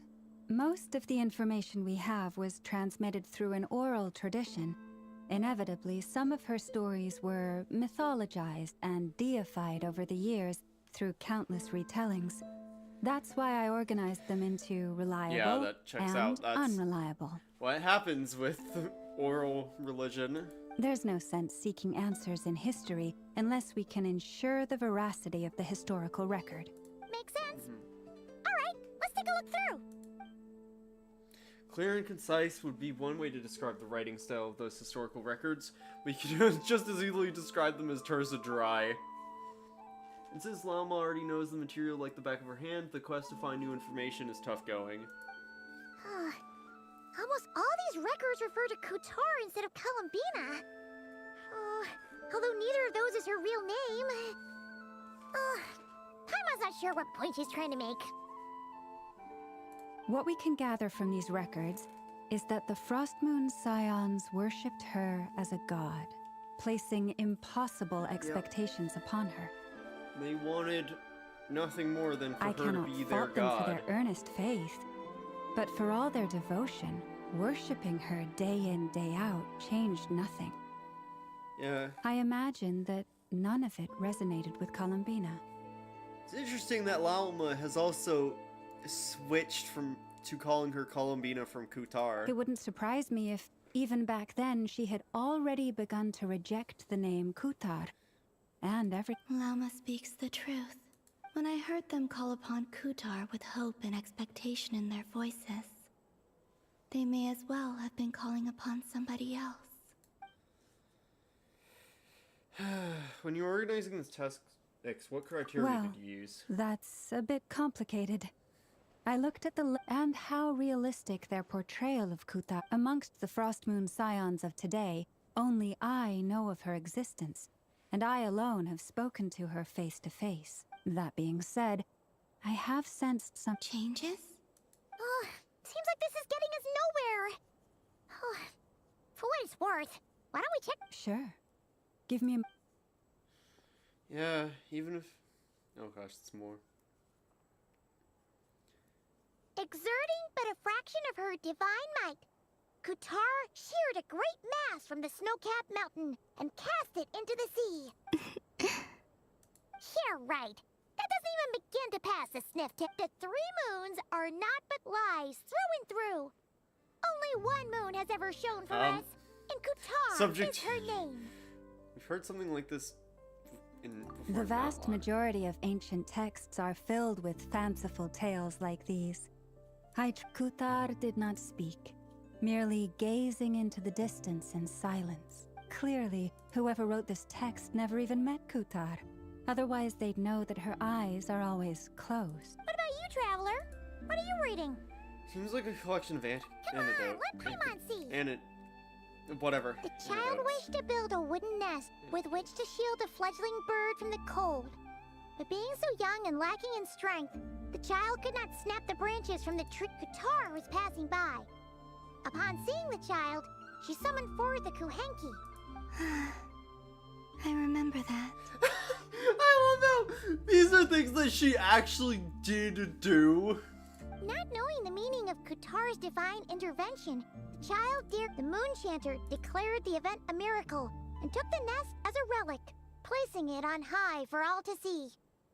The child was named as yet. No further miracles were bestowed. Huh. Any thoughts after reading that? Gives us a somewhat lonesome feeling if it's true. Columbina probably just wanted to join the kid in making nests. Ah.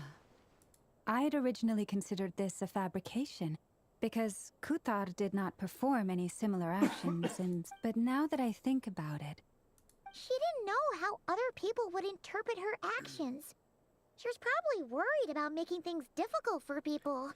So, she gradually stopped joining in. Yes. Oh.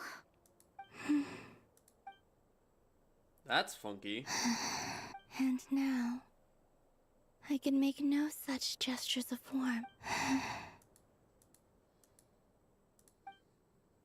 Still no name. That's a bit of a shame. But we did learn some interesting stories. That's gotta count for something. Yeah. Barca said he was gonna set up a meeting with Arlecchino and Sandrone, right? Let's go back to Nasha Town and see how he's doing. Let's go. Gosh. I'm looking at the time and I'm like, wow, it's only been 2 hours already. Fucking hell. Like, I know that's a long time for a quest. Like, I'm not debating that. Like, quests now, like, the main quest nowadays is, these are, like, the acts now are so long. And I know there's Act 6, because this makes you want, like, oh wait, shit, nope, didn't mean to do that, fuck. Oh, Traveler.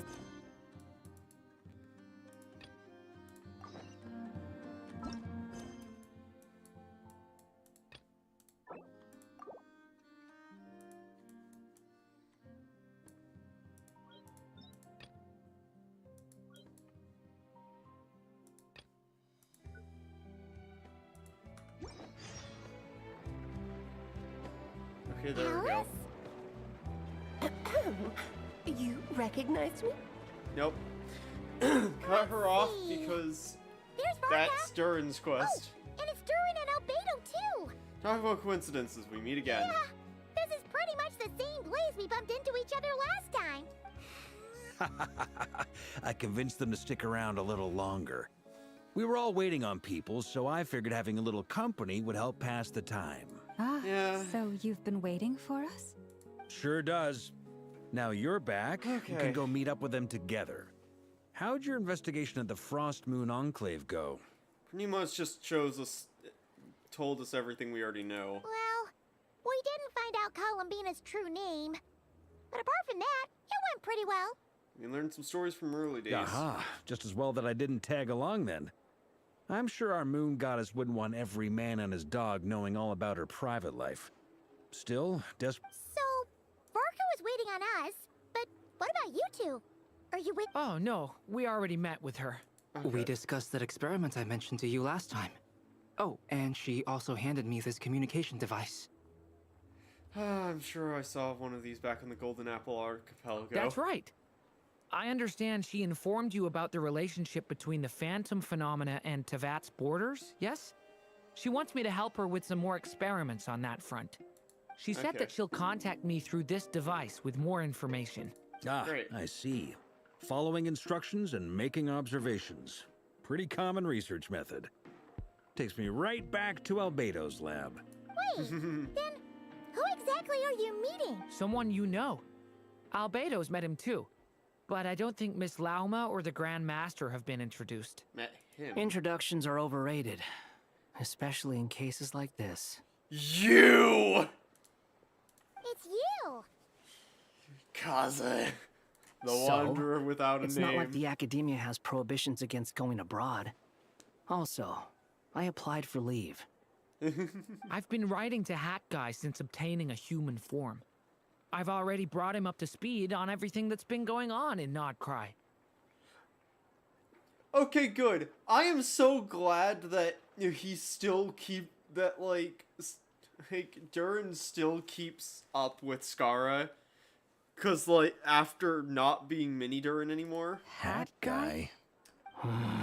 Turns out I actually have heard that name before. Oh? Then why did you... I only knew the name, not the fella. But since we're all here, let's do some introductions for what it's worth.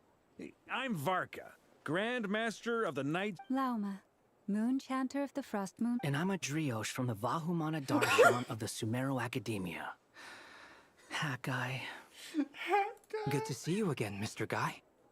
I believe we last saw each other on the boat ride here. So they came to Nodcry together. Mind you, the only reason I came here is because there's someone I want to look into. Really? Who's that? The Doctor. Oh, Also known as daughter Dottore. is also Second of the Fatui Harbingers. just as I thought. From the tone of your voice, it sounds like there's bad blood. There's bad between blood, yet no one remembers. I was reviewing our archives and noticed that a lot of information about him was missing. Left a bad taste in my mouth. That's all there is to it. Sure it is, Harbinger. Dottore, or Zondique, as he was then known, once studied at the Academia, but he got kicked out before he could graduate. Oh, he's Sumerian. So the Harbinger's #2 man is a college dropout? How embarrassing for them. Last we heard, he was planning something. We actually heard that a few times before, even coming to Nodcry. But we haven't seen a trace of him since we got here. It's Columina just like pacing around with the mellow scene. That's funny. He only appears when something interests him. For all we know, he might have left already. But the fact he did something here at all is worth noting. It'll fill a couple extra lines in his file. Yeah. Why does it sound less like a file you're writing and more like a criminal record? Because it's fucking daughter. It is. Anyway, we were just about to meet 2 of the other Harbingers. Want to come along? Sure. Oh, No, this they're is gonna be... Harbingers. Well, they're old acquaintances of ours, so... I got... The Frost Moon Scion's relations with the Fatui remain tense. In that case, we'll continue assisting Miss Alice. Good stuff. Everyone's having a fruitful time. All right, we better get going. I'll lead the way. This is gonna be weird. Hey, Kaze? Are you here for revenge? Well, yeah. That's obviously part of it. But I'm not the only one who has a score to settle with him. Well, yeah, obviously. I just feel like, yeah, obviously I'm here for revenge. Why wouldn't I be? Like, obviously that's the reason. I'm not gonna tell them, but that's Neither obviously you, it. nor Lesser Lord Kusanali, nor I want to see him meddling with things again. Alright, one other thing. When we return, let's talk about Columbina. What's the hurry? Don't worry. Pigeons always know which way home is. After the conversation ends, the group splits into 2 teams. Led by Varka, we go to the design bureau. Sitting on a You made table, it. how elegant. Who is this? A scholar from Sumeru. They call him Hat Guy. He's an old friend of the Travelers. Wait, this is the Academia representative you wrote about? He doesn't exactly look the part. I believe this will prove my identity. You'll notice it bears the seal of the Sanctuary of Surasthana. Well, what do you know? So it does. All right then. My mistake. It's fine. I expected as much. This is gotta be fucking surreal for him, because obviously they don't remember him, but he remembers them. What? So as I mentioned in my letter, the Academia's got its eyes on Dottore. But this matter remains top secret. Apart from those assisting in the investigation, the fewer people who know, the better. If anyone asks, I'm here in Nodcry to pursue my personal academic interests. Gotta say, Varka, you did pretty well to keep all this under wraps for so long. Sounds like you got in touch with the Academia about this way back. you flatter We're all me. harbingers. What reason would you have to disclose information about daughter? Where do I even start? Remember that time we fought Rerir at Star Sand Shoal? He sure let me have it then, didn't he? I'll bet Dottore had that all sketched out. With the Mias, he could not care less about us if he tried. But hey, the feeling's mutual. Does Dottore really strike you as the sort who values his relationships with his colleagues? Nope, never once. Fair point. He barely Definitely not. valued the relationship between his own clones, much less the other harbingers. Which is why I always keep my guard up whenever he starts making suspicious moves. To that extent, our motivations align. On top of which, I consider you trustworthy people. Which says a Now, lot. back on topic. In the wake of the SkylaWuzHere of Solnari episode, Sandrone and I grew suspicious about Dottore's complete inaction during the entire affair. So we tried to find out what he'd been up to, but unfortunately to no avail. He never lets anyone in on his plans. The more he cares about something, the more secretive he gets. Indeed. Perhaps he believes that by keeping a low profile, he can avoid trouble. But that trick isn't going to work on his colleagues. Yeah, I mean, he's been researching the ancient moon's remnants. And he's been trying to get his paws on the moon marrows. Only an idiot would believe he doesn't have something more planned. With this in mind, I returned to Snezhnaya and relayed my thoughts to Her Majesty the Tsaritsa, entreating her to have him recalled. That's pretty direct. Did the Tsaritsa agree? Nope. Yes. I made it abundantly clear that the Fatui's business in Nodcry is almost concluded, and we do not need 3 harbingers in this territory. Accordingly, Dottore has returned at her orders. I imagine he is continuing with experiments, which no one besides he would ever have any interest in. Common sense might mean nothing to him, but he's not stupid. He knows that no good can come from opposing the Tsaritsa. Smarts alone won't get him all the way. He needs the Rooster's resources and Regrator's Mora, both of which the Tsaritsa can strip from him by waggling a finger. Yep. But doesn't he have a track record of publicly following orders while going against them in private? He probably has it down to a fine art by now. Wouldn't put it past him. We worked together on a research project once. Only briefly, but it was enough to show me that we're fundamentally different people. Oh, really? He has no interest in doing things methodically, stage by stage. His thoughts jump all over the place, and the moment his curiosity is satisfied, or he gets the results he wants, he disappears. Gosh. Also, there being 4 harbingers, but these 2 only know that there's 2, only know each other are there, is wild. But us as the audience knows, harbinger, well, ex-harbinger, ex-harbinger, harbinger, harbinger. The only similarity we share is that once we set our minds on doing something, we will see it done, whatever it takes. Oh, we definitely saw some of that in your battle with Rerir. You got so competitive. Ugh, do not remind me. Then I believe we all concur. Dottore will not simply give up. Fantastic. Now this is turning into a whole day of unpleasant. Are you talking about the moon marrow stuff? He also strikes me as the kind of person to disregard experimental regulations, ruin all the equipment, and go way over budget. Then leave the first person he can find to deal with the fallout. Exactly. This one time, he was running some high-temperature experiment and the substance exploded. But does he care? No. He orders his subordinates to open the device so he can observe the Seems result. about right. Which causes the I'm gas curious. inside to I leak don't out. remember because it's been a minute. I don't, because only the Traveler, the Traveler Scaramouche, although he doesn't go by that, but it's easier for the Grant.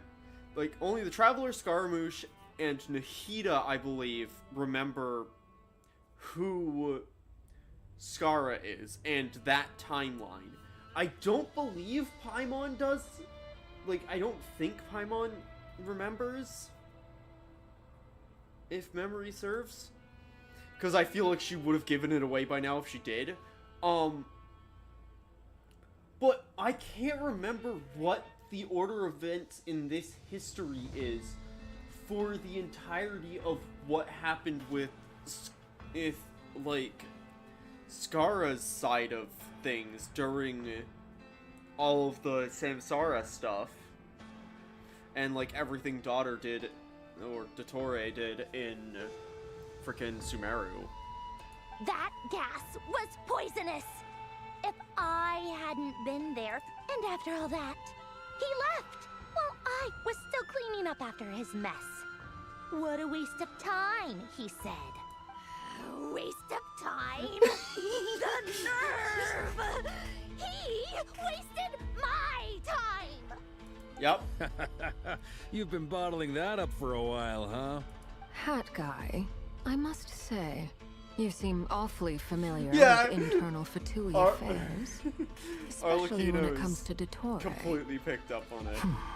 Thank you, Lady Harbingers, for providing such valuable information. And he's going to immediately avoid it. You're just gonna leave? You're welcome to join if you want.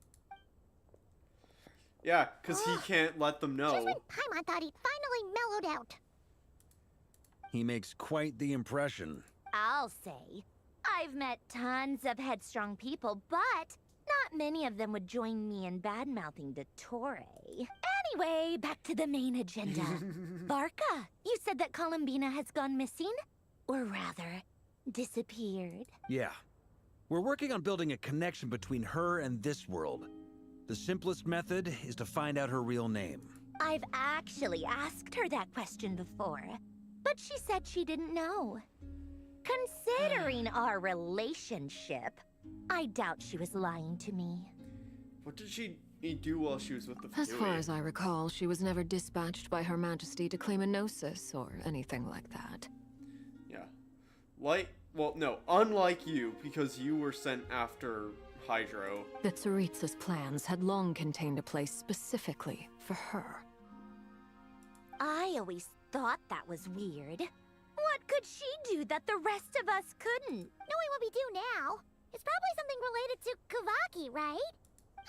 More than likely. When she first arrived, Columbina would often go to Her Majesty and ask when she could start the task assigned to her. But Her Majesty always gave the same reply. The time has not yet come. So she spent her days in Snezhnaya doing basically nothing. The Tsaritsa has summoned a beautiful blind maiden to be a harbinger, giving her the third seat by virtue only of her enchanting voice. It was a dumb and stupid rumor, but the reality of the situation made it hard to refute. And what happened after that? I imagine she stopped caring. She no longer seemed to care why she had been recruited. And Her Majesty never gave her any missions. So she just continued to sing in the flower garden. For my part, I was busy. So busy, in fact, that watching someone be that idol had me fuming. But still, I got the sense that she had long been used to a life of other people claiming she was needed when she wasn't. Yep. I just felt that having a place to stay would cost me something eventually. And so I waited quietly for the day that I would have to pay the price. And on the other end of that spectrum, Yep. you had me. Someone once told me that I had the lousiest work and the toughest luck. That's a good way of putting it. I forget who said it, but those words have always stuck with me. Oh! Does that mean that that was something that Skara said to her? Sounds like something Kaze would say. No wonder. Yeah. So they can remember echoes of things people said to them or about them, but can't remember who But you've did. done your job exceptionally well all this time. Because at heart, you are a conscientious person. Thanks for telling us all this. What is it? Something come to mind? Something. I'm just even more eager to learn her name by now. I want to shout it to her from the rooftops. That makes sense. Nothing screams you are needed like your name shouted from across the town. Well, good luck with it. But if you ask me, Colambina is still the most shoutable name. I'm just so used to it now. After all the arguments we've had, I can't be bothered trying to remember another name for her. Nor I. Sandrone. Harlequino. You chat further about interesting moments from Colabine's past, but nothing works. Huh! A Sealy? It's a Sealy! Does that mean Nicole has news for us? Ladies, I thank you for your hospitality.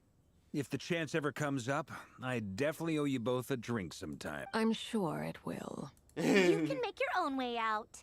Heck, you've been here enough times, you probably know your way around better than I do. We'll be in touch if the situation changes. Okay, time to do what adventurers do best. Follow that Sealy! That's so funny. You are right, Paimon, but that's really... Oh, hey, Durin POV. That's cool. We're switching over to Durin. Oh my god. Here you are.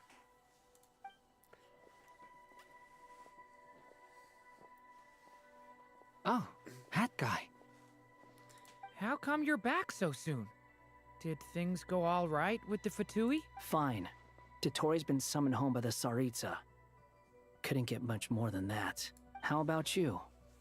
Any progress with the investigation? Unfortunately not. We've tried everything. Different phantoms, different locations, different points in history. But the results were the same each time. Abyssal monsters roaming the land. People crying out in despair, with no hope of being rescued. Every time I see it, I can't help but think, is this what it was like in Mondstadt when Dragonspine Durin attacked? And if I fail in the task I've been given, will I create yet another tragedy? That's just meaningless speculation. When we encountered similar phenomena previously, I tried to interfere with those illusions, using sounds and lights to guide them. However, we could not change their fates. At most, we were able to extend their existences. The events of the past are like fate that has been written into Irminsul. There isn't a living thing in Teyvat that can escape its past. But Miss Alice instructed us to try to find ways to change the outcome that these phantoms face. It's an impossible task. Can't you just refuse? Since she asked us to do this, I feel like it can't truly be impossible. Or if it is, well, mages can make the impossible possible. I could not have been born as Durin otherwise. Yeah, no But kidding. you also said that your past 39 attempts were fruitless. That's true. But you are still going. Yes. After this many futile attempts, surely you realize that you're not doing this because you still believe what some mage told you.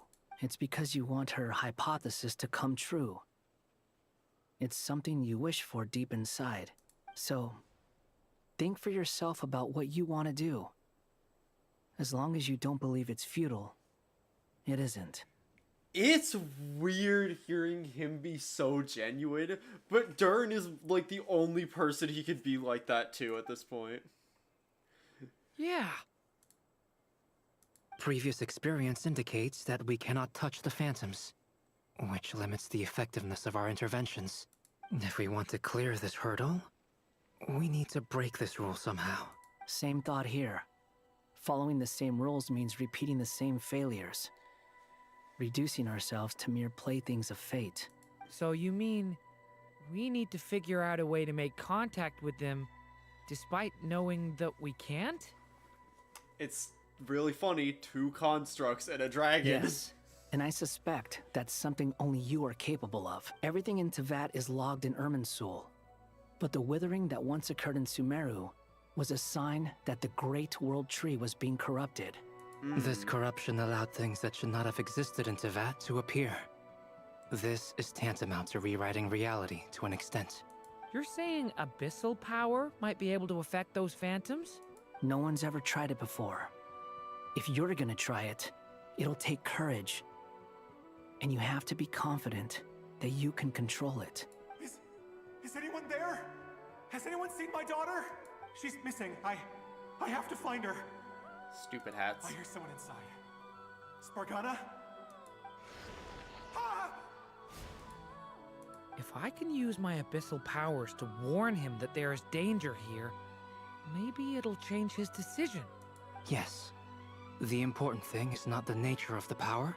To intimidate and obstruct. Sounds about right for the Abyss. Let me try. I should be able to influence that thing. Oh, let's go, Durin! Have you seen a little girl?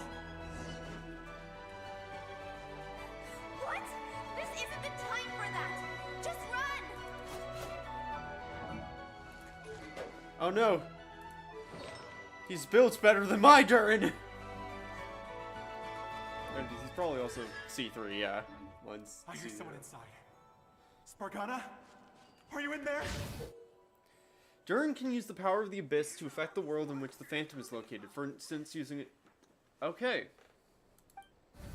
Anywho, come to Star Sand. What is this? Looks dangerous. I should get out of here. Also, I should... Oh. Well...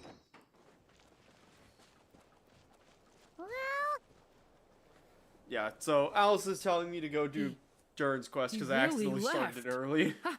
We did it! Don't celebrate too soon. Follow him. See what he does next. Monsters approaching from the front. You need to stop them and create an opportunity for him to hide.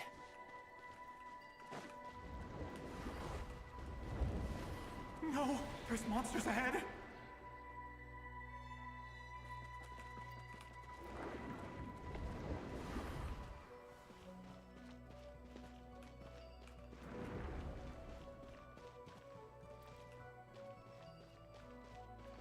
The monsters are gone. Yep. Get out of there, bud.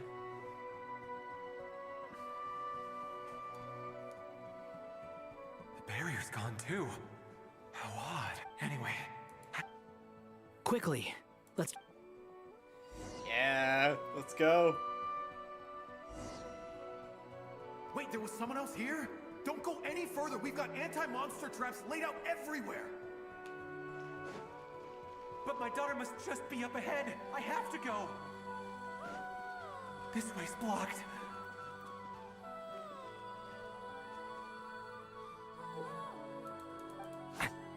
We might be able to use the explosives over there, but we need to take care not to hurt him. I'll use the barrier to keep him at a safe distance. This barrier seems to be helping me somehow. Change the past. Hey, wake up! Oh, no good. Gotta keep moving ahead. Come on, bud. We got this. We need to prove that fate can change. So many monsters. There's still a chance, Durin. Their supposed monster traps were literally just bombs that didn't set themselves off. Man, fat lot of use those abyss traps are.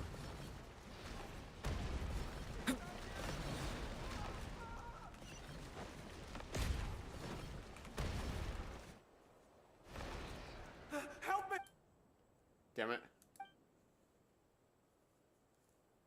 Please say I don't have to do... Okay, good.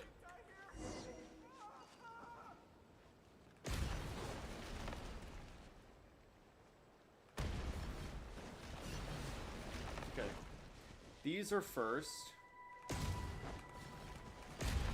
Fuck. Okay, those ones I need to also set up quickly.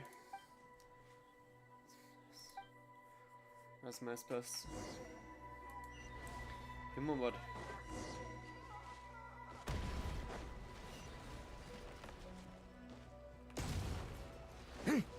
Oh crap.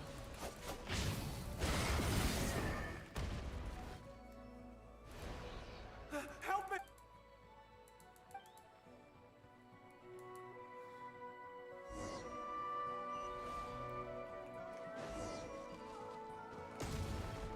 Need to make sure they're all in the radius.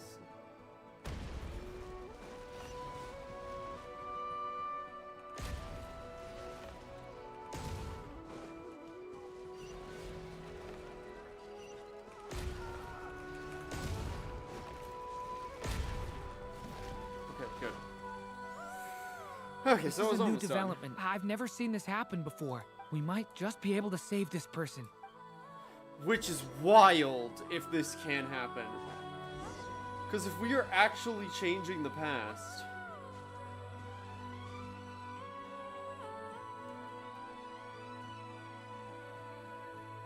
Hello there. Have you seen my daughter? Get out while you still can. But I can't just leave her. Sorry. Wish I could help, but I... Okay. If I do find her, I'll get her to show... Don't bother. What's that noise? Monster! No, if he goes inside, he'll be walking into a trap. All we can do now is wait for another chance.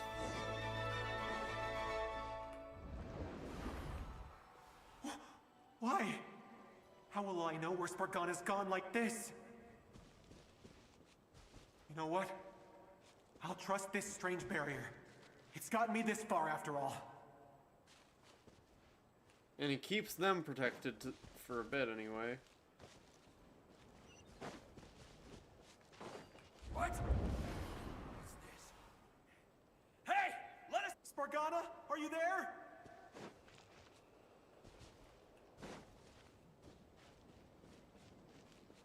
If he stops, he'll be found.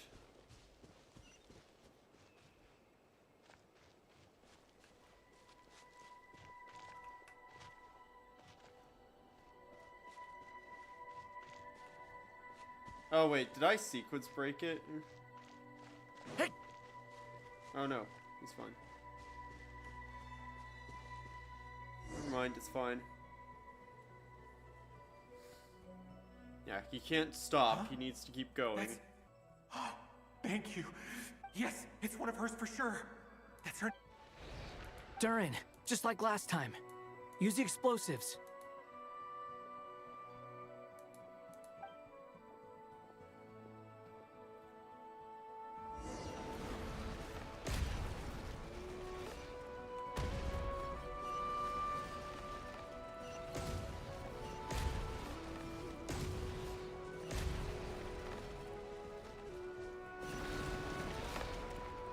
Shit.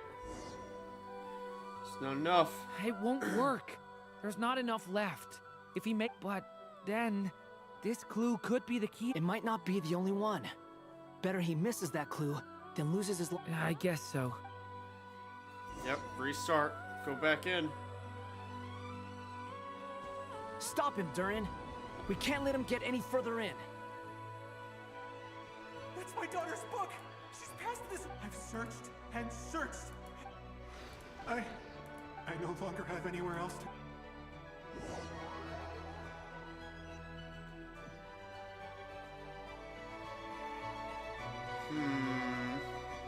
I'm sorry. He refuses to go anywhere else. Whether he opens this door or not, I'll... Albedo? Hat guy?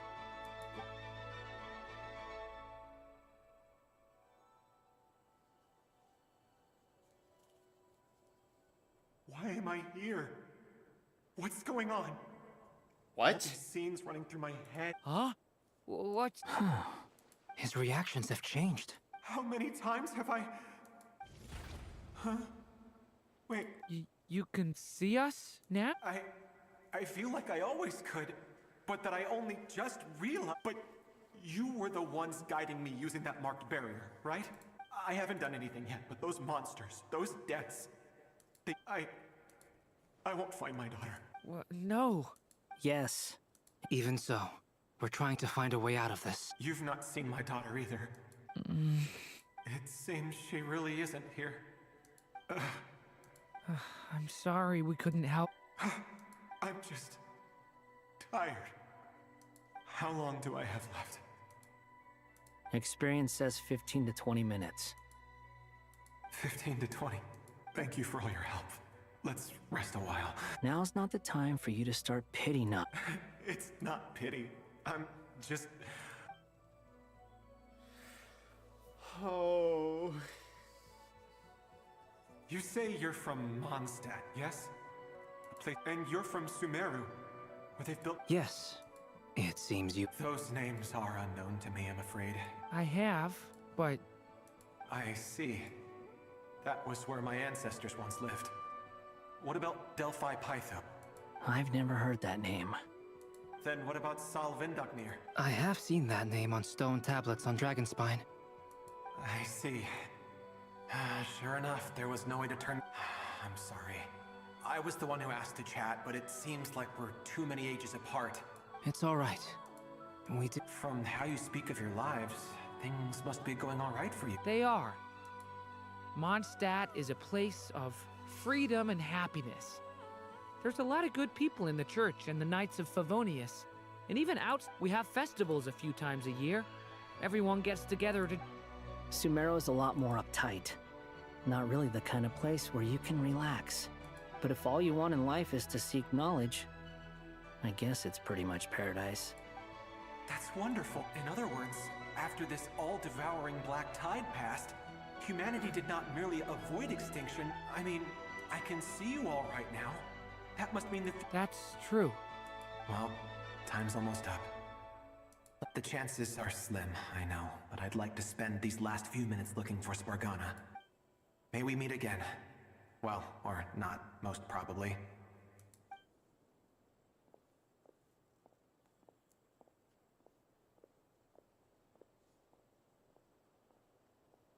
He's gone. In a few minutes, he will meet the end. The ending of this tale did not change. May your wishes come true. Hat guy, you've never talked about your past. Would you be willing to tell me about it? Ooh. I mean, sometimes it's better to get things out in the open. Take that guy we try to help, for instance. I know about Albedo's past. Our experiences are very similar, and he created me. As for you, you're my first friend. Either way, I mean, we're still best friends. But if I've told you about myself. And what did you do before that? Prepared for the entrance exam? All right. If you really don't want to... I was a puppet built from the branches of a white tree, using technology left behind by the Conrian schools of mechanical engineering. Ooh. I was a puppet, Simulanka. A white tree? You mean an Irminsul tree? Yes. A branch of Irminsul that was once connected to the main tree. Wait, he was built using That's new? So you had a human creator too? Yeah. But my creator abandoned me after deciding that I was a failure. After that...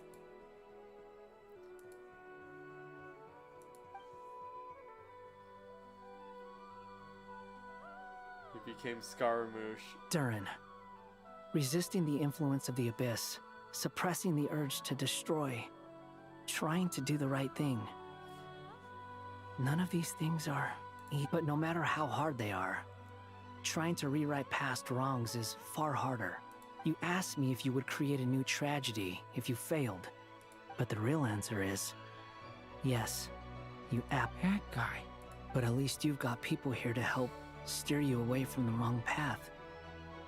So, just keep aiming towards the light. I will. All right. Hello, Durin. Hello, friends, it's me. What have you been up to? I'm detecting some unmistakable fluctuations here at the border. The amplitude isn't particularly high, but they're completely different signals from the ones before, and the scale is comparable to those I've detected previously. Alice, we were unable to save that person. However, he appears to have retained a portion of the memories gained through that cycle, and was able to hold a conversation with us. I see. Well, that is rather odd indeed. It definitely merits further attention. Could I trouble you to keep trying the same approach? I need to gather some more data. Counting on you. I should probably have Nicole come and check this out as well. Act 5 complete, A Nocturne of the Far North. Bump. Oh. There you are. Hi, Nicole. I was worried you might stop to collect treasure chests opened by the Seelie along the way. It would have taken you so much longer to get here. I am delighted to see that you understand what takes priority, and that your adventurer's instinct has not swayed your resolve. Okay, I'll try and keep it short. My senses are telling me that this is where we shall find the entrance to the ruins. Oh, cool! Patience. This was a sanctuary of great importance to the Hyperboreans. Oh, like the place that housed the Eternal Moon's marrow? Seems like the ancients were very fond of making tricky gate puzzles. Okay, so what's the plan? Need us to do anything? And just a short version. All right then. I was planning to start with some background on the invention of these techniques. Remember what you were saying about priorities? Fine. Simply put, we need 3 human representatives to successfully undergo a process of Kuvaki resonance. Oh gosh, she's great. Think of it as a test from the 3 moon goddesses to see if the entrants are qualified, with the most recognizable qualification being Kuvaki. Pretty sure Lauma would ace that test. Oh, wait. But we need 3 people. I also have no doubt that the moon chanter would be qualified. Therefore, the most feasible method is not so much to follow the rules, but to figure out how I've done some research, and it turns out the mechanism is rather crude. We'll simply need humans to stand before it, who have I'm with you so far. How do we get the Kuvaki in them? The easiest way would be transfusion. So we're going to... Precisely. There are other methods, but this is the simplest one. Huh? Sorry? Does the... No, that's not it. I just... Oh, what is it? It's about Moon Prayer Night. I figured out a way for Kutar to join in the festivities. Huh? But as Paimon said, we need to have our priorities straight. Let's get back to the test.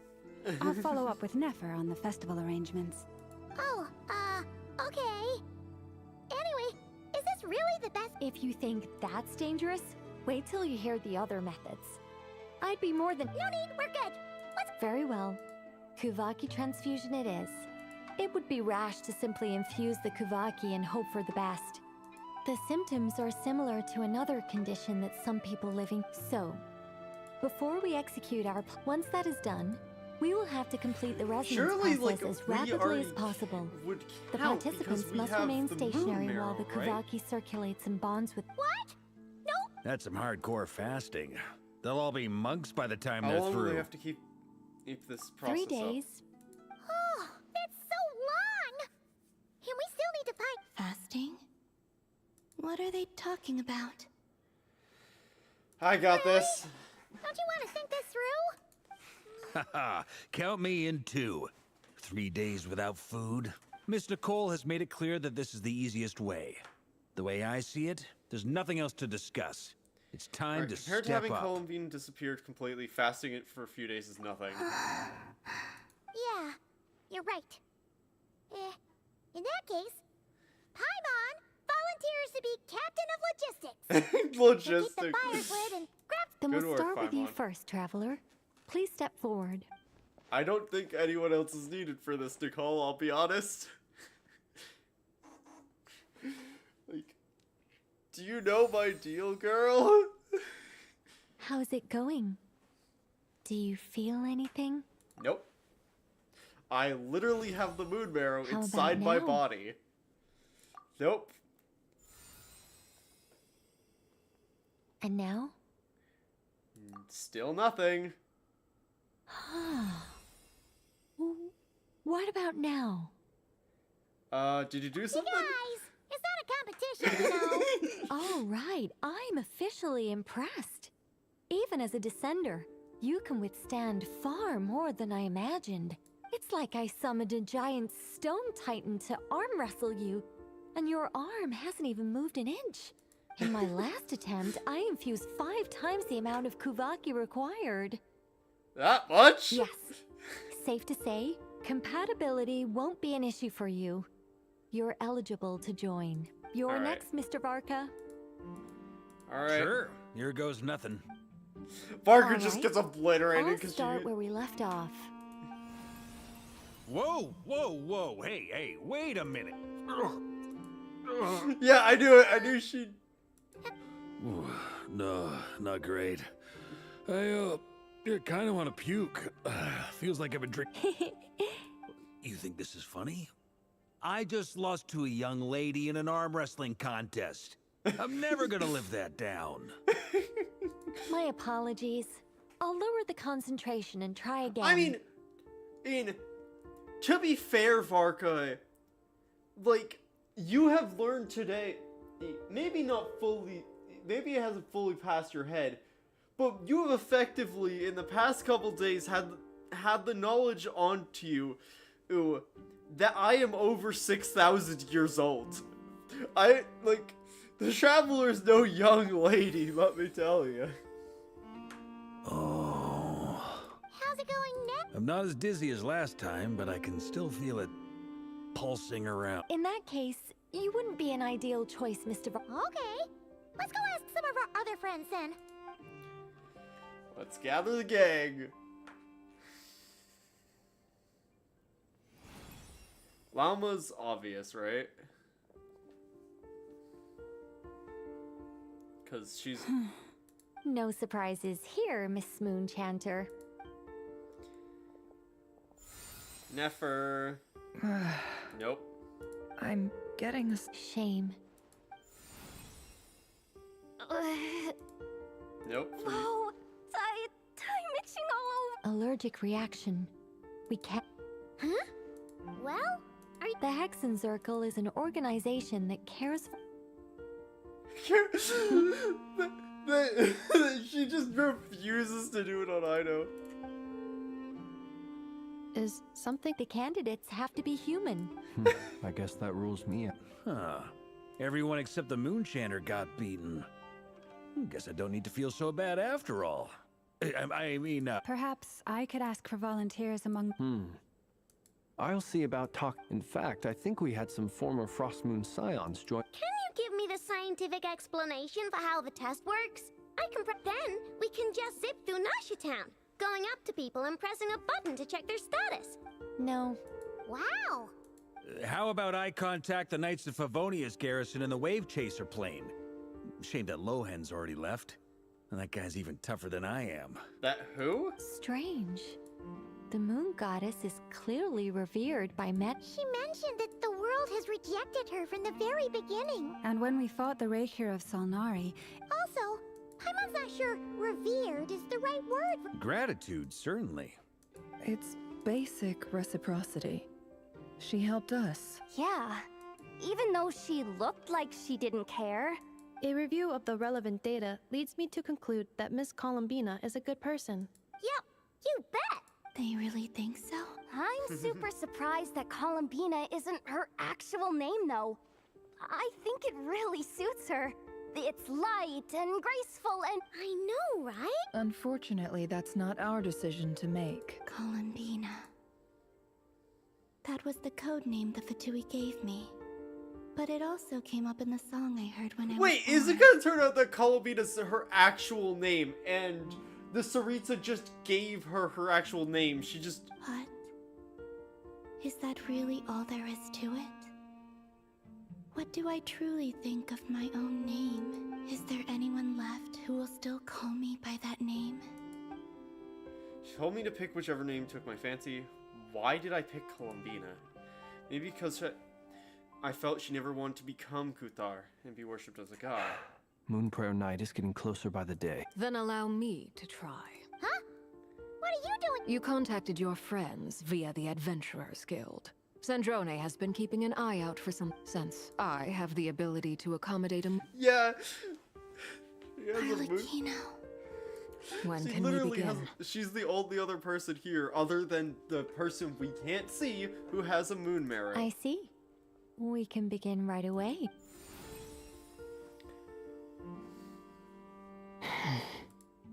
How was it? Did you? Not at all. Then it seems we shan't need to look for additional candidates after all. Awesome. I feel like that should have been an obvious The ask. rest of us can take turns making sure the three of them stay warm and comfy. Then, my job is to take care of the caretakers. I will ensure everyone receives food and accommodation. Let's do this, no time to waste. I'm ready as well. Let's go. Excuse me.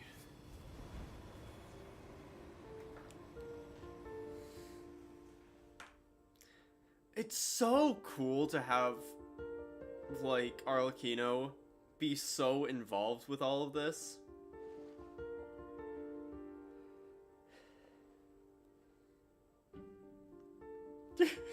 Columbina just sleeping next to Paimon.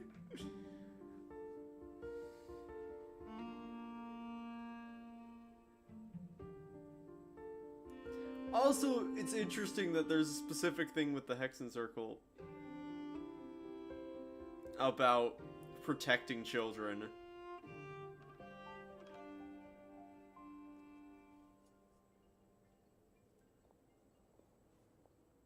The work is done. The sacred scroll shut. The stars grow dim, the people silent. The white sun sets, the silver moon rises. O path to the temple, appear now before us.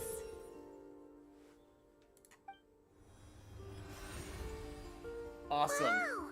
It really opened! So that's what all this is about. They've been trying to open this gate. Come, let us enter. Wait. It might be best to eat something first. Take care to chew properly and swallow slowly. They will head in soon. They will need to enter this gate.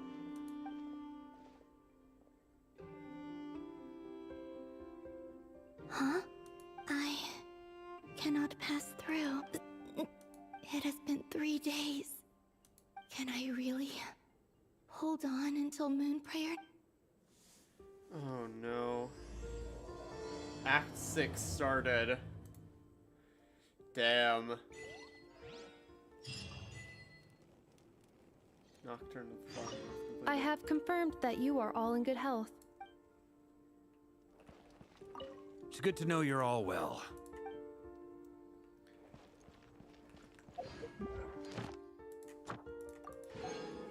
Okay, considering that this looks like this is gonna be a long one and we've already been going for 3 hours, I think... Where does her name rest? Melting moonlight in the morning mist. We will pick that up next week, I believe. Billy Churl, silly Billy Hilly Churl. And with that, thank you for the outro, Hu Tao.